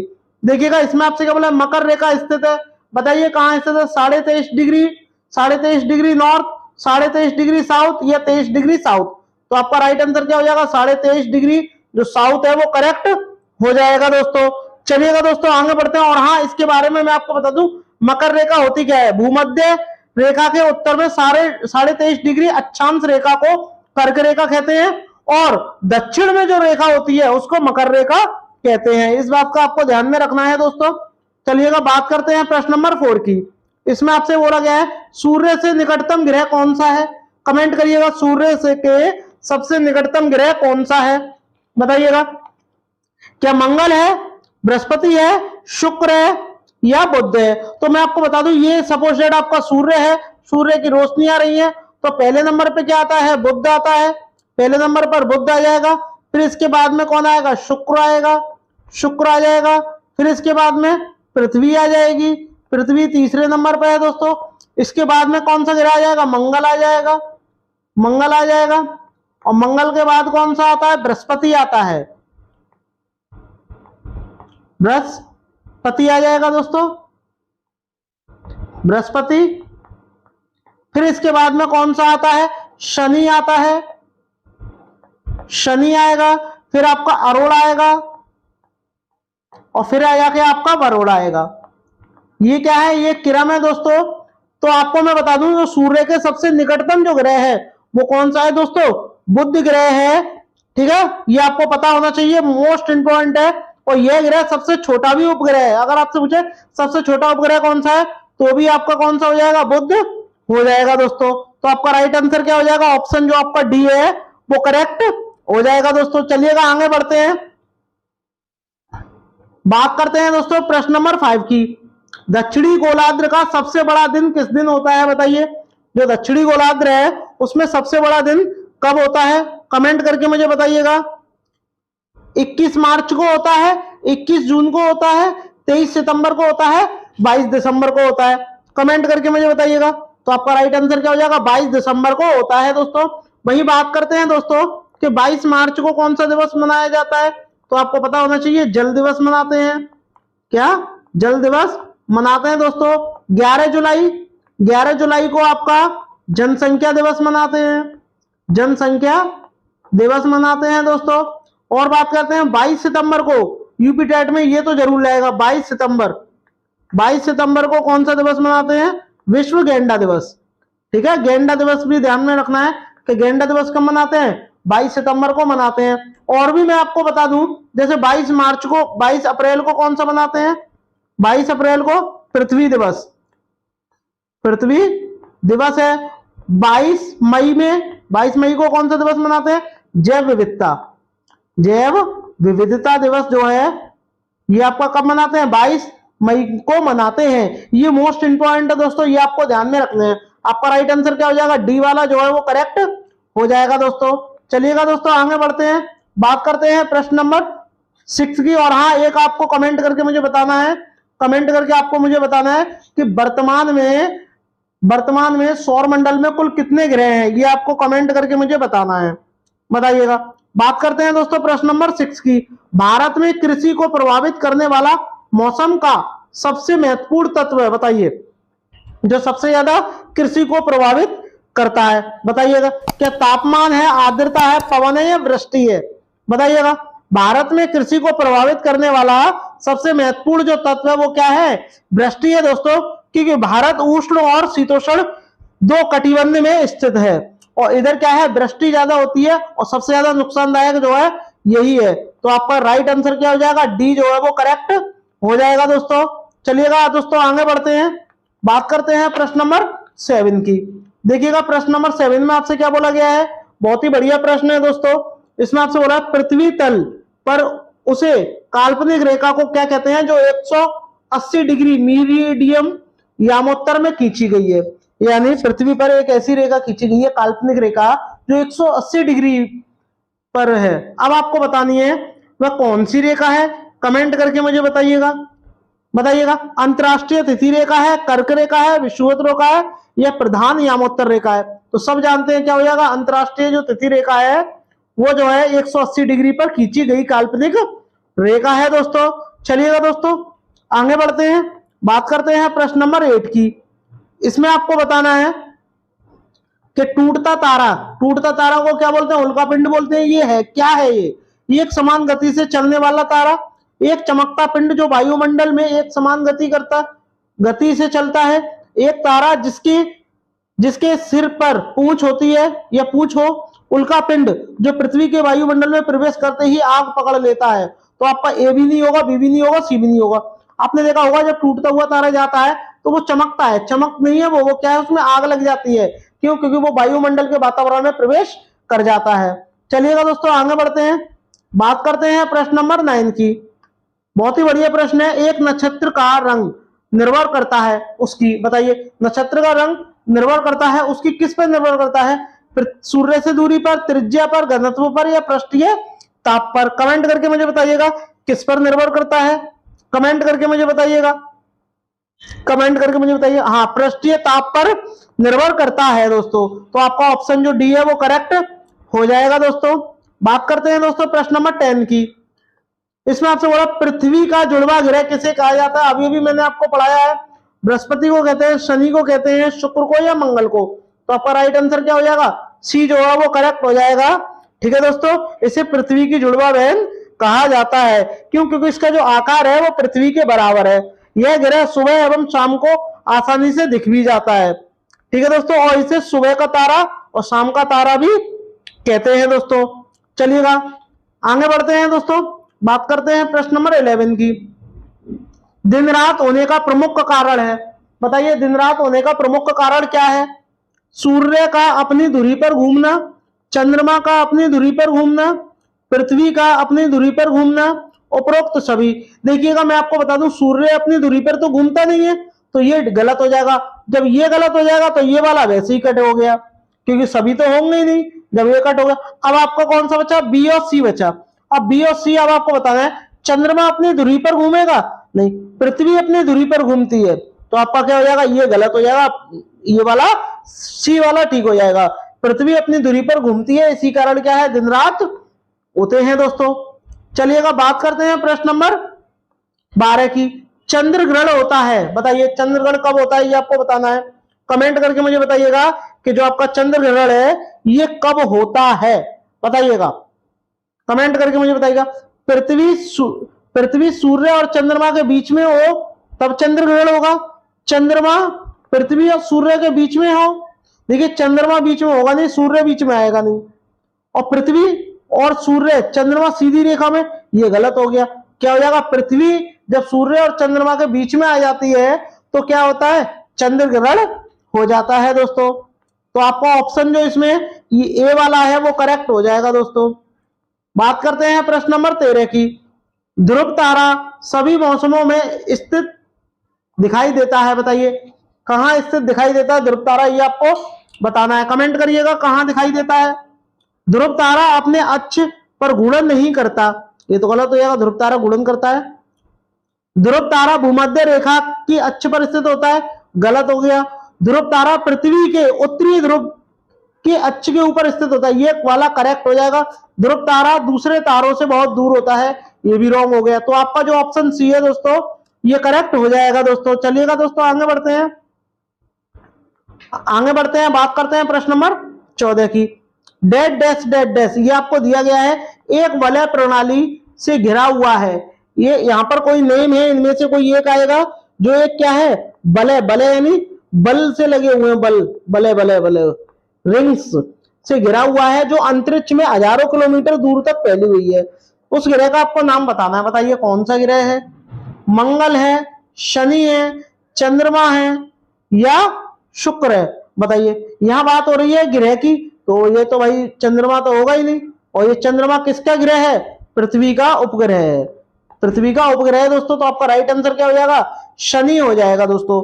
शनि का एकमात्र सबसे बड़ा प्राकृतिक उपग्रह जिसका नाम क्या है? टाइटन, ये भी आपको ध्यान में रखना है दोस्तों। बात करते हैं प्रश्न नंबर 15 की। तारे का वर्ण निम्नलिखित में किसका सूचक है, ये आपको बताना है। कमेंट करके मुझे बताइएगा किसका सूचक है, कमेंट करके। वजन का, ताप का, वजन का, दूरी का, ताप का या आकार का? तो आपका राइट आंसर क्या हो जाएगा, ताप का। टेम्परेचर के कारण ये क्या है, सूचक है, इंडिकेट करते हैं। बात करते हैं प्रश्न नंबर 16 की। ये आपको बताना, घटकों के बीच गुरुत्वाकर्षण द्वारा भारी मात्रा में एक साथ एकत्रित हुए तारों, धूल और गैस को कहते हैं, ये आपको बताना है। बताइएगा, क्या गुच्छा कहते हैं, वायुमंडल कहते हैं, आकाशगंगा कहते हैं, ये सौर परिवार कहते हैं? बताइएगा। गुरुत्वाकर्षण के कारण भारी मात्रा में एक साथ इकट्ठे तारे हो, धूल और गैस के कण हो, इसको क्या बोलते हैं, ये आपको बताना। ये आपको क्या हो जाएगा, आकाशगंगा कहते हैं दोस्तों। आकाशगंगा जो है हमारी गैलेक्सी है, ठीक है। चलिएगा दोस्तों आगे बढ़ते हैं, इसको मिल्की वे भी कहते हैं। बात करते हैं प्रश्न नंबर 17 की। ये आपको बताना है, ब्रह्मांड के अध्ययन को किस नाम से जाना जाता है? बताइएगा, बताइएगा। कॉस्मोलॉजी, एस्ट्रोलॉजी, सुस्मोलॉजी या लिम्नोलॉजी? कमेंट करके मुझे बताइएगा कि जो ब्रह्मांड के अध्ययन को क्या कहते हैं, कमेंट करिएगा। तो आपका राइट आंसर क्या हो जाएगा, सीस्मोलॉजी, खगोल विज्ञान की ये शाखा है कॉस्मोलॉजी। तो आपका क्या हो जाएगा, ऑप्शन जो आपका ए है वो करेक्ट हो जाएगा दोस्तों। चलिएगा आगे बढ़ते हैं, बात करते हैं प्रश्न नंबर 18 की। हमारे सौरमंडल का सबसे निकटतम तारा है, बताइए। Alpha Centauri, Beta Centauri, Proxima Centauri या गामा सेंचुरी? बताइएगा कौन सा सबसे निकटतम तारा है दोस्तों, कमेंट करके मुझे बताइएगा। तो आपका निकटतम तारा कौन सा, प्रोक्सिमा सेंचुरी है दोस्तों, ठीक है दोस्तों। चलिएगा आगे बढ़ते हैं, बात करते हैं प्रश्न नंबर 19 की। तारामंडल सप्तऋषि को पश्चिम निवासी किस नाम से जानते हैं, ये आपको बताना है। सेवक मोंक, अल्फा सेंटोरी, बिग डिम्पर या स्मॉल बियर? बताइएगा किस नाम से जानते हैं, कमेंट करके मुझे बताइएगा। कमेंट करके मैं किस नाम से, हाँ बिग डिपर नाम से जानते हैं दोस्तों। हाँ बिंग्स डियर, हाँ डियर है, डियर डियर, ये गलत हो गया है, डियर होगा यहाँ, यहाँ डियर होगा, ठीक है। हाँ डियर होगा, डियर। कभी कभी बियर भी आ जाता है, ये भी आपको ध्यान में रखना है, बियर, बस ज्यादातर ये बियर ही होता है, ठीक है दोस्तों। चलिएगा आगे बढ़ते हैं, बात करते हैं प्रश्न नंबर 10। सौरमंडल की बाहर साइरस नामक चमकीले तारे को कहते हैं, बताइए। जो सौरमंडल के बाहर एक चमकीला तारा होता है, इसे क्या कहते हैं, ये आपको कमेंट करके मुझे बताना है। बताइएगा क्या कहते हैं, cat star, dog star, fox star या लाइन स्टार? तो आप क्या कहोगे, डॉग स्टार कहते हैं दोस्तों। साइरस तारे का नाम क्या है, डॉग स्टार है, ठीक है दोस्तों। चलिएगा आगे बढ़ते हैं, बात करते हैं प्रश्न नंबर 21 की। इसमें आपसे क्या बोला, तारे की सबसे बाहरी परत को क्या कहते हैं, बताइएगा। जो तारे होते हैं उसकी बाहरी परत को क्या कहते हैं, कमेंट करके मुझे बताइएगा। मैं आपको बता दूं, जो तारे होते हैं इसकी कितनी परत के होते हैं, 3 परत के होते हैं, ठीक है दोस्तों। 3 परत के होते हैं। वो 3 परत कौन कौन सी होती है, सबसे पहले वो आपको पता होना चाहिए। एक होता है प्रकाश मंडल, क्या होता है, प्रकाश मंडल, प्रकाश मंडल जिसे क्या बोलते हैं, फोटोस्फीयर कहते हैं। एक होता है क्रोमोस्फीयर, जिसे वर्णमंडल कहते हैं, जिसे वर्णमंडल कहते हैं। और लास्ट का होता है कोरोना, कोरोना जिसे कीरेट भी कहते हैं, ठीक है दोस्तों। तो आपसे क्या पूछा, सबसे बाहरी परत, सबसे बाहर कौन होता है, कोरोना होता है। तो आपका ऑप्शन जो डी है वो करेक्ट हो जाएगा दोस्तों, ठीक है। चलिएगा आगे बढ़ते हैं, बात करते हैं प्रश्न नंबर 22 की। अब प्रश्न नंबर 22 में आपको बताना है कि आपका राइट आंसर क्या हो जाएगा। नहीं, सबसे बाहरी परत पूछी थी, हाँ सबसे बाहरी परत तो वही है, हाँ बाहरी मतलब ऊपरी, और बाहरी और ऊपरी बात एक ही होती है। अब देखो यही बात इसमें कह दी है, यही बात इसमें कहा गया है, तो यही बात इसमें कही गई है, तो ये भी राइट आंसर हो जाएगा। तो क्या हो जाएगा, कोरोना जो है, किरीट जो है वो राइट आंसर हो जाएगा। इसमें भी नहीं करना, जो बाहर होता है वही तो ऊपरी परत होती है, ठीक है दोस्तों। बात करते हैं प्रश्न नंबर 23 की। इसमें सौर ऊर्जा किसके द्वारा उत्पन्न होती है, ये आपको बताना है। बताइए किसके द्वारा उत्पन्न होती है। ये यूपी टेट में आया हुआ है और एसएससी सीजीएल में भी आया हुआ है। सीजीएल में 2016 में आया हुआ है कि सौर ऊर्जा किसके द्वारा उत्पन्न होती है। संलयन प्रक्रिया, विखंडन प्रक्रिया, बहान प्रक्रिया, या इनमें से कोई नहीं। बहान प्रक्रिया होगा नहीं तो ये वैसे गलत हो गया, विखंडन होगा नहीं, क्या हो जाएगा, संलयन प्रक्रिया द्वारा सौर ऊर्जा उत्पन्न होती है दोस्तों। आई होप आपको वीडियो अच्छी लग रही होगी, तो सभी भाई बहन लाइक शेयर सब्सक्राइब जरूर करें। बात करते हैं प्रश्न नंबर 24 की। सूर्य के चमकीले भाग को कहते हैं, बताइए क्या कहते हैं। सूर्य का जो सबसे चमकदार भाग होता है, अभी भी मैंने आपको बताया कि 3 होते हैं लेयर। अब तीनों में से कौन से, फर्स्ट नंबर पे ये आती है, दूसरे पे ये आती है जिसको बड़मंडल कहते हैं, इसको प्रकाश मंडल कहते हैं, इसको किरीट कहते हैं। ये कौन से नंबर पे आती है, ये तीसरे नंबर पर आती है दोस्तों। तो बताइएगा 3 भागों में इसको विभाजित किया गया है, बताइएगा कमेंट करके, कमेंट करके बताइए सबका चमकीला भाग कौन सा है, फोटोस्फीयर। यानी जो आपका ऑप्शन जो है प्रकाश, जो प्रकाश देता है वही तो चमकता है। आप ऐसे भी पता लगा सकते हो, फोटोस्फीयर, यानी जो आपका ऑप्शन जो आपका ए है वो करेक्ट हो जाएगा दोस्तों। बात करते हैं प्रश्न नंबर 25 की। सूर्य का प्रकाश पृथ्वी तक कितने मिनट में पहुंचता है, बताइए। जो सूर्य का जो प्रकाश है वो पृथ्वी तक आने में कितना टाइम लगता है, बताइएगा कमेंट करके मुझे। क्या 2 मिनट, 2 मिनट है नहीं है, 14 मिनट है नहीं है, 20 मिनट है नहीं, 8 मिनट जो है वो करेक्ट हो जाएगा दोस्तों। लगभग 8 मिनट, वैसे 8 से ज्यादा ही हो जाता है, बट आप 8 मिनट मान के चलिए। बात करते हैं दोस्तों प्रश्न नंबर 26 की। बहुत ही बढ़िया प्रश्न है। बुध सूर्य से डैश उपग्रह है, ये आपको बताना है। यानी बुध जो है सूर्य से किस नंबर पे आता है, पहले नंबर पे आता है, तीसरे पे आता है, 5वें पे आता है, या 7वें पे आता है। बुध अभी अभी मैंने आपको पहले या दूसरे वाले क्वेश्चन में बताया था, ग्रह के नाम लिखे थे, टोटल 8 ग्रह हैं और 8 ग्रह में भी बुध जो है वो पहले नंबर पे आता है दोस्तों। ठीक है दोस्तों, चलिएगा आगे बढ़ते हैं। बात करते हैं प्रश्न नंबर 27 की। देखिएगा इसमें आपसे क्या बोला गया, सबसे गर्म ग्रह का नाम आपको बताना है, बताइए सबसे गर्म ग्रह कौन सा है, बुध है, शुक्र है, पृथ्वी है, या मंगल है। कमेंट करके मुझे बताइएगा। पृथ्वी के जो सबसे नजदीक जो ग्रह है वो बुध है, बट बुध जो है सबसे गर्म ग्रह नहीं है। क्यों, क्योंकि इसकी जो कक्षा होती है, राउंड लगाता है तो ये सूर्य से दूर हो जाता है, और जबकि शुक्र जो है इसके पास आ जाता है, शुक्र इसके पास आ जाता है। तो शुक्र ग्रह जो है वो पृथ्वी का सबसे, वो पृथ्वी नहीं, सबसे गर्म ग्रह कौन सा है आपका, शुक्र ग्रह है दोस्तों। तो आपका ऑप्शन जो आपका बी है वो करेक्ट हो जाएगा दोस्तों। हाँ जी, हाँ। और ये पूरा जो परिक्रमा करता है ये कितने दिन में लगाता है, 225 दिन में एक मतलब पूरे 1 साल हो जाता है। बस 1 साल नहीं कह सकते, पूरा 1 राउंड लगा लेता है। हाँ 1 साल ही हो गया, ठीक है, इतने दिनों में पूरा कर लेता है दोस्तों। चलिएगा दोस्तों आगे बढ़ते हैं। बात करते हैं प्रश्न नंबर 28 की। निम्नलिखित में से, 2 बार लिख गया निम्नलिखित, निम्नलिखित में से किस ग्रह को पृथ्वी का जुड़वा ग्रह कहते हैं। सब जानते हैं किसको कहते हैं, शुक्र ग्रह को कहते हैं दोस्तों, पृथ्वी की जुड़वा बहन। सुबह और शाम का तारा भी इसे ही कहते हैं। सबसे चमकीला भी ग्रह यही है और सबसे गर्म ग्रह भी यही है, मैंने अभी अभी आपको बताया था।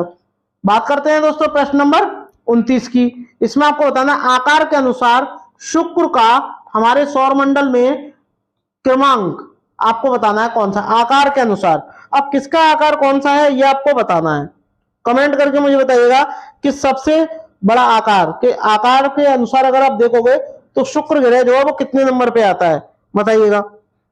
देखिए सूर्य जो है, जो शुक्र है वो सूर्य के निकटतम दूसरा ग्रह है दोस्तों, ठीक है। चंद्रमा के बाद रात्रि के समय यह आकाश में दिखने वाला सबसे चमकीला तारा जो होता है वही क्या है, शुक्र ग्रह है। इसके बारे में मैंने कई बातें आपको बताई हैं, बट मैं आपको बता दूं इसका राइट आंसर कौन सा होगा, कमेंट करके फिलहाल मुझे बताइए। आकार के अनुसार आपको बताना है, हाँ बताइए, लिखा दें आकार। देखिए लिखाते हैं, सबसे पहले बात करते हैं कि सबसे पहले सबसे बड़ा आकार कौन सा होता है, बृहस्पति का होता है। बृहस्पति जो ग्रह है इसका आकार सबसे बड़ा होता है। इसके बाद में शनि आता है, शनि आता है। इसके बाद में कौन सा आता है बताइएगा, हाँ अरुण, और अरुण के बाद में वरुण तो आएगा ही आएगा, ठीक है।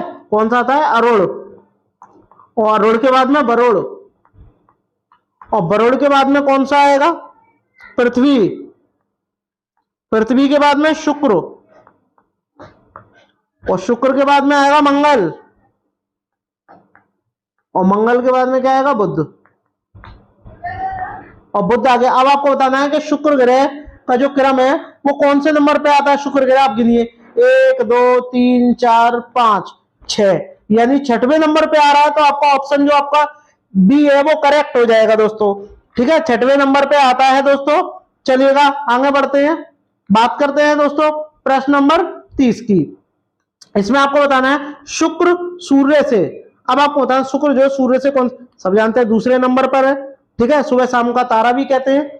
चलिएगा दोस्तों आगे बढ़ते हैं। दोस्तों इसको भी स्टार्ट करने से पहले अगर आपने अभी तक चैनल को सब्सक्राइब नहीं किया हुआ है तो सभी भाई बहन चैनल को सब्सक्राइब करें और बेल आइकन को भी प्रेस कर दें। तो चलिएगा दोस्तों स्टार्ट करते हैं इस वीडियो के फर्स्ट प्रश्न को। देखिएगा इसमें आपसे क्या बोला, इनमें से किस ग्रह का कोई उपग्रह नहीं है। अब आपको बताना है, यानी ये आपको ग्रह दिए गए हैं, इनमें से आपको बताना है कि इनमें से कौन सा ग्रह है जिसका कोई भी उपग्रह नहीं है। बताइए यूरेनस है, शुक्र है, बृहस्पति है या नेपच्यून है। कमेंट करके मुझे बताइएगा कि इनमें से कौन सा ग्रह है जिसका उपग्रह नहीं है। तो आपका राइट आंसर क्या हो जाएगा, शुक्र।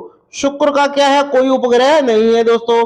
इसे पृथ्वी की जुड़वा बहन भी कहा जाता है, जुड़वा बहन कहा जाता है पृथ्वी की, ठीक है दोस्तों। दूसरी बात क्या है, इसमें एक बात और है कि ये सूर्य से दूसरे नंबर का ग्रह है, यानी पहले नंबर पर बुध आता है, दूसरे नंबर पर शुक्र आता है। यह सबसे चमकीला भी ग्रह है और इसको रात्रि में नग्न आंखों से भी देखा जा सकता है दोस्तों, ठीक है। इसे सुबह और शाम का तारा भी कहते हैं। यह सूर्य की परिक्रमा कितने दिन में करता है, 225 दिन में कर लेता है दोस्तों। चलिएगा दोस्तों आगे बढ़ते हैं, बात करते हैं प्रश्न नंबर 2 की। पृथ्वी सूर्य से डैश डैश डैश ग्रह है, बताइए पृथ्वी जो है किस नंबर पे आती है। आप सब जानते हो, पहला है, तीसरा है, पांचवा है या सातवां है। तो आपका राइट आंसर क्या हो जाएगा, पृथ्वी जो है वो तीसरे नंबर का ग्रह है, यानी तीसरे नंबर पर आता है। पृथ्वी को ही नीला ग्रह कहते हैं। आपसे पूछा जा सकता है कि नीला ग्रह किसे कहते हैं, तो आप कहोगे पृथ्वी को नीला ग्रह भी कहते हैं, ठीक है। चलिएगा दोस्तों आगे बढ़ते हैं, बात करते हैं प्रश्न नंबर 3 की। पृथ्वी की परिधि यानी सरकमफ्रेंस लगभग कितनी है, बताइएगा। कमेंट करके मुझे बताइएगा, ये आपको ऑप्शन दिए गए हैं, कमेंट करके मुझे बताइएगा कि आप इसकी परिधि कितनी है। कमेंट करके मुझे बताइएगा। इसमें एक जीरो ज्यादा लग गया है, इतना नहीं है। 40,000 किलोमीटर, 60,000 किलोमीटर, 80,000 किलोमीटर और 1,00,000 किलोमीटर, बताइए कमेंट करके मुझे बताइएगा। तो आपका राइट आंसर क्या हो जाएगा, ऑप्शन जो आपका ए है, 40,000 किलोमीटर इसकी परिधि है। तो आपका राइट आंसर क्या हो जाएगा, ए हो जाएगा दोस्तों। बात करते हैं दोस्तों प्रश्न नंबर 4 की। पृथ्वी अपनी दूरी के चारों ओर किस दिशा में घूमती है। पहली बात मैं आपको बता दूं, ये दूरी नहीं है, क्या होगा, धुरी। क्या होगा दोस्तों, धुरी होगा, और धुरी के चारों तरफ घूमती है, ठीक है।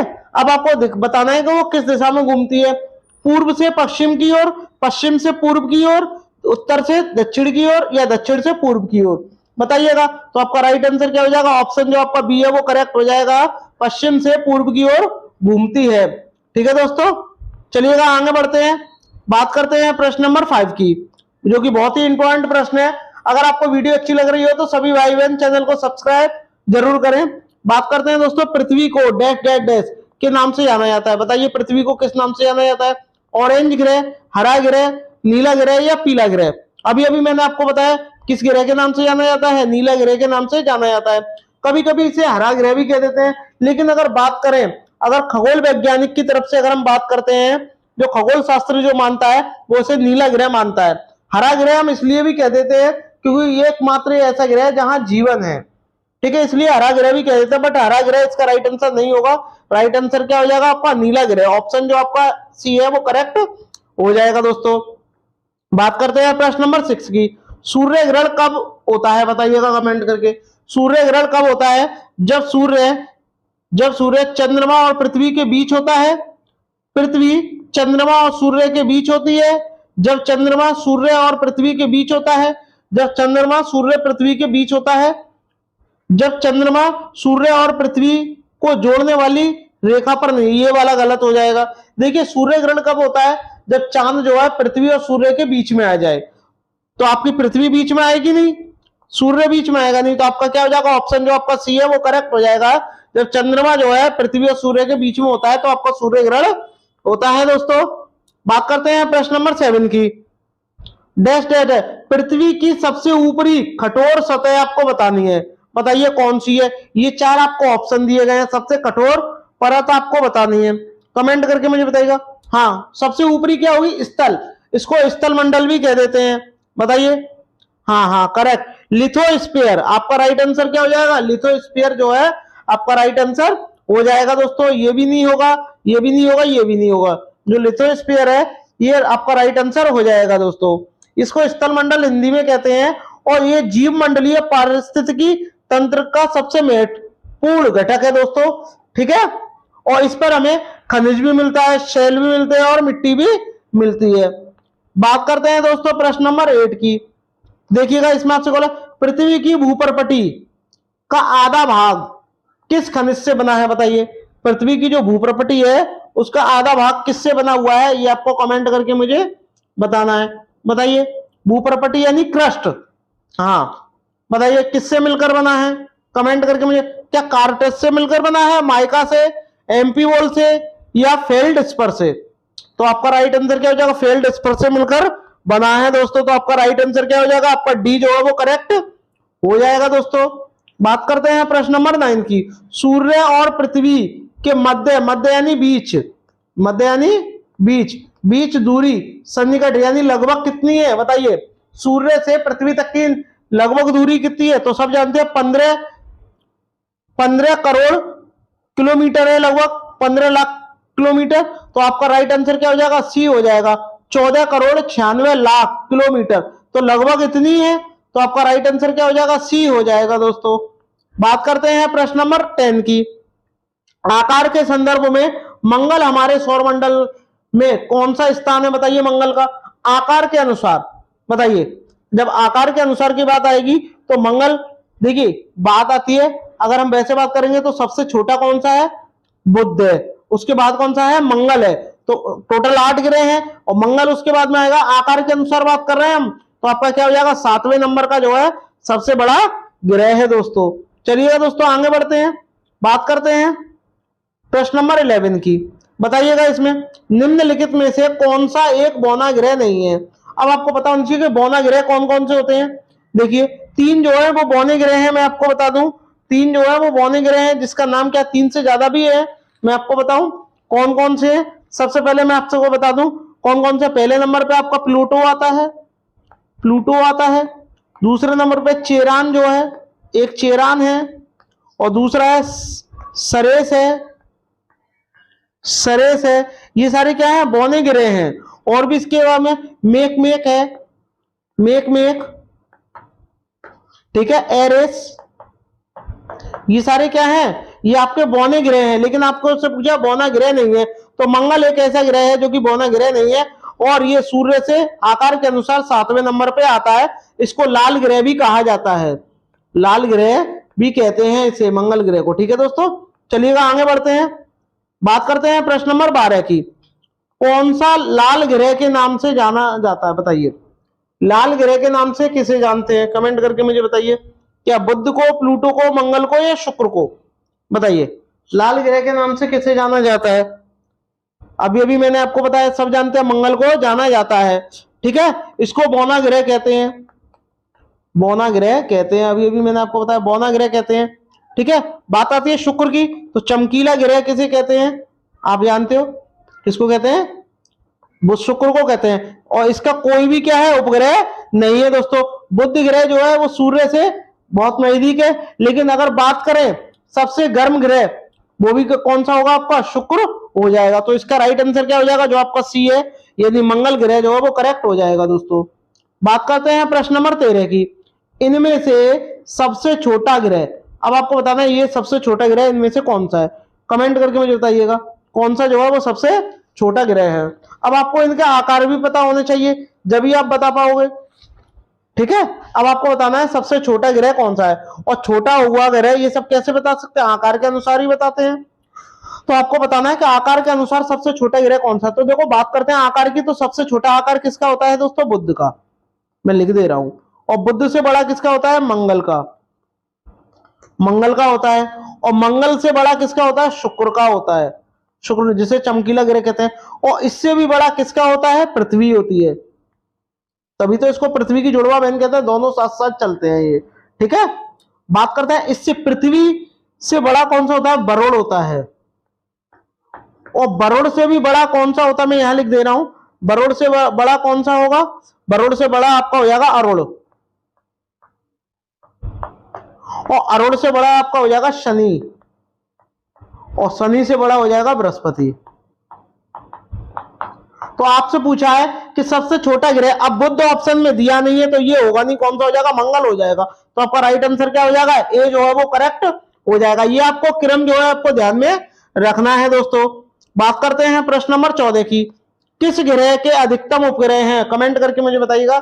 इनमें से कौन सा ग्रह है जिसके सबसे ज्यादा उपग्रह हैं, बताइएगा कमेंट करके, कमेंट करके मुझे बताइएगा।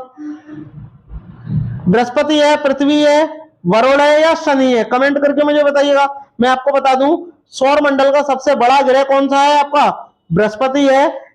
ठीक है दोस्तों, और इसके ही क्या है, सबसे ज्यादा उपग्रह हैं। और कितने उपग्रह हैं, लगभग 67 प्लस हैं दोस्तों, और इससे ज्यादा ही होंगे, लगभग इससे ज्यादा ही है। ठीक है दोस्तों, तो आपका राइट आंसर क्या हो जाएगा, ए हो जाएगा। और इसी आकार के अनुसार भी यही सबसे बड़ा ग्रह है दोस्तों। ठीक है, हाँ हाँ, और इसका एकमात्र सबसे बड़ा कौन सा ग्रह है, कौन सा है, सबसे एकमात्र सबसे बड़ा उपग्रह गैनीमेड। क्या है, गैनीमेड जो है इसका एकमात्र, एकमात्र यानी सबसे बड़ा जो है वो क्या है, गैनीमेड है। ठीक है, इसके अलावा और भी है। बात करते हैं प्रश्न नंबर 15 की। निम्नलिखित में से कौन सा एक आंतरिक ग्रह नहीं है, बताइए। इनमें से कौन सा एक आंतरिक ग्रह नहीं है। अब आपको पता होना चाहिए कि आंतरिक ग्रह कौन कौन से होते हैं। तो मैं आपको बता दूं, सबसे पहले कौन सा ग्रह आता है, सबसे पहले शुक्र आता है, सबसे पहले बुध आएगा, यहां बुध आएगा, बुध के बाद कौन सा आएगा, शुक्र आएगा, शुक्र के बाद पृथ्वी, पृथ्वी के बाद मंगल, बस। और इसके बाद जो भी ग्रह आएंगे वो सब क्या हो जाएंगे, वो बाह्य ग्रह हो जाएंगे, और इनको आंतरिक ग्रह कहा जाता है। तो आपको बताना है आंतरिक ग्रह नहीं है, तो बताओ। देखो, शनि आंतरिक ग्रह नहीं है, तो यही आपका राइट आंसर हो जाएगा, शनि नहीं है। जबकि पृथ्वी भी है, शुक्र भी है और बुध भी आंतरिक ग्रह, लेकिन शनि जो है वो आंतरिक ग्रह नहीं है। यहाँ एक पट्टिका पाई जाती है, इसीलिए इनको आंतरिक ग्रह कहते हैं और इसको बाह्य ग्रह कहते हैं दोस्तों। इसके अलावा कौन कौन से रह गए, बुध रह गया, बुध नहीं, बृहस्पति रह गया, शनि रह गया, अरुण और वरुण, ये आपको ध्यान में रखना है दोस्तों। ठीक है, चलिएगा आगे बढ़ते हैं। बात करते हैं प्रश्न नंबर 16 की। आकार के संदर्भ में शनि हमारे सौर मंडल का कौन सा सबसे बड़ा ग्रह, सब जानते हैं शनि जो है दूसरे नंबर पे आता है आकार के अनुसार, तो आपका क्या हो जाएगा, बी जो है वो करेक्ट हो जाएगा। बात करते हैं दोस्तों प्रश्न नंबर 17 की। इसमें आपसे क्या कहा गया है, देखिएगा, इसमें आपसे बोला गया है इनमें से सबसे ठंडा ग्रह बताइए, सबसे ठंडा ग्रह कौन सा। अब सबसे ठंडा ग्रह कौन सा होगा, जो सबसे दूर होगा सूर्य से, और सबसे आखिरी में कौन सा ग्रह है, वरुण, और वो ही क्या होगा, सबसे ठंडा होगा। तो आपका ऑप्शन जो है सी हो जाएगा। इस तरीके से भी आप इसको ध्यान में रख सकते हो दोस्तों। तो आपका राइट आंसर क्या हो जाएगा, वरुण हो जाएगा, ऑप्शन नंबर सी हो जाएगा दोस्तों। हाँ, चलिएगा दोस्तों आगे बढ़ते हैं। हाँ, और ये 8वां सबसे बड़ा ग्रह है, 8वां है यूरेनस। सूर्य से डैश डैश डैश ग्रह है, बताइए। जो यूरेनस है वो किस नंबर पे आता है, बताइए, कमेंट करके मुझे बताइएगा।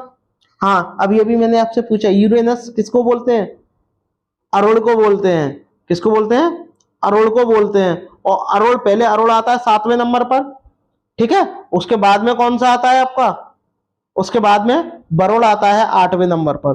तो आपसे क्या पूछा है, यूरेनस, यूरेनस का मतलब क्या होता है आपका, अरुण। अरुण कौन से नंबर पे आता है, 7वें नंबर पे आता है, आकार के अनुसार नहीं है, ठीक है, वैसे ही जैसे ग्रह हैं। तो आपका राइट आंसर क्या हो जाएगा, डी जो है वो करेक्ट हो जाएगा दोस्तों।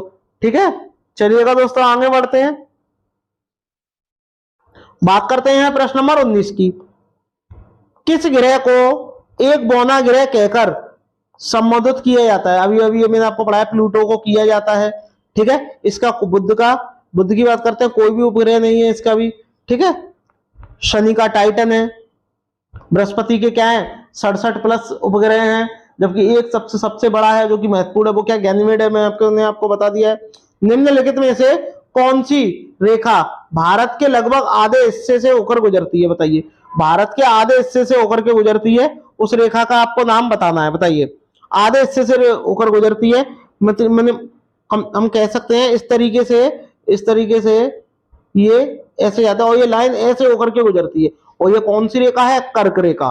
कौन सी है, कर्क रेखा जो है, ठीक है दोस्तों, कर्क रेखा जो है भारत के आधे हिस्से के होकर गुजरती है, लगभग 8 राज्य से होकर के गुजरती है। उन 8 राज्यों के आपको नाम पता होना चाहिए कि कौन कौन से 8 राज्य हैं। तो इसका राइट आंसर क्या हो जाएगा, ये हो जाएगा। और कितने राज्यों से होकर के गुजरती है, 8 राज्यों से। अब उन 8 राज्यों के नाम देखो, सबसे पहले नंबर पे आता है गुजरात, गुजरात। दूसरे नंबर पे कौन सा आता है आपका, राजस्थान, राजस्थान आ जाता है।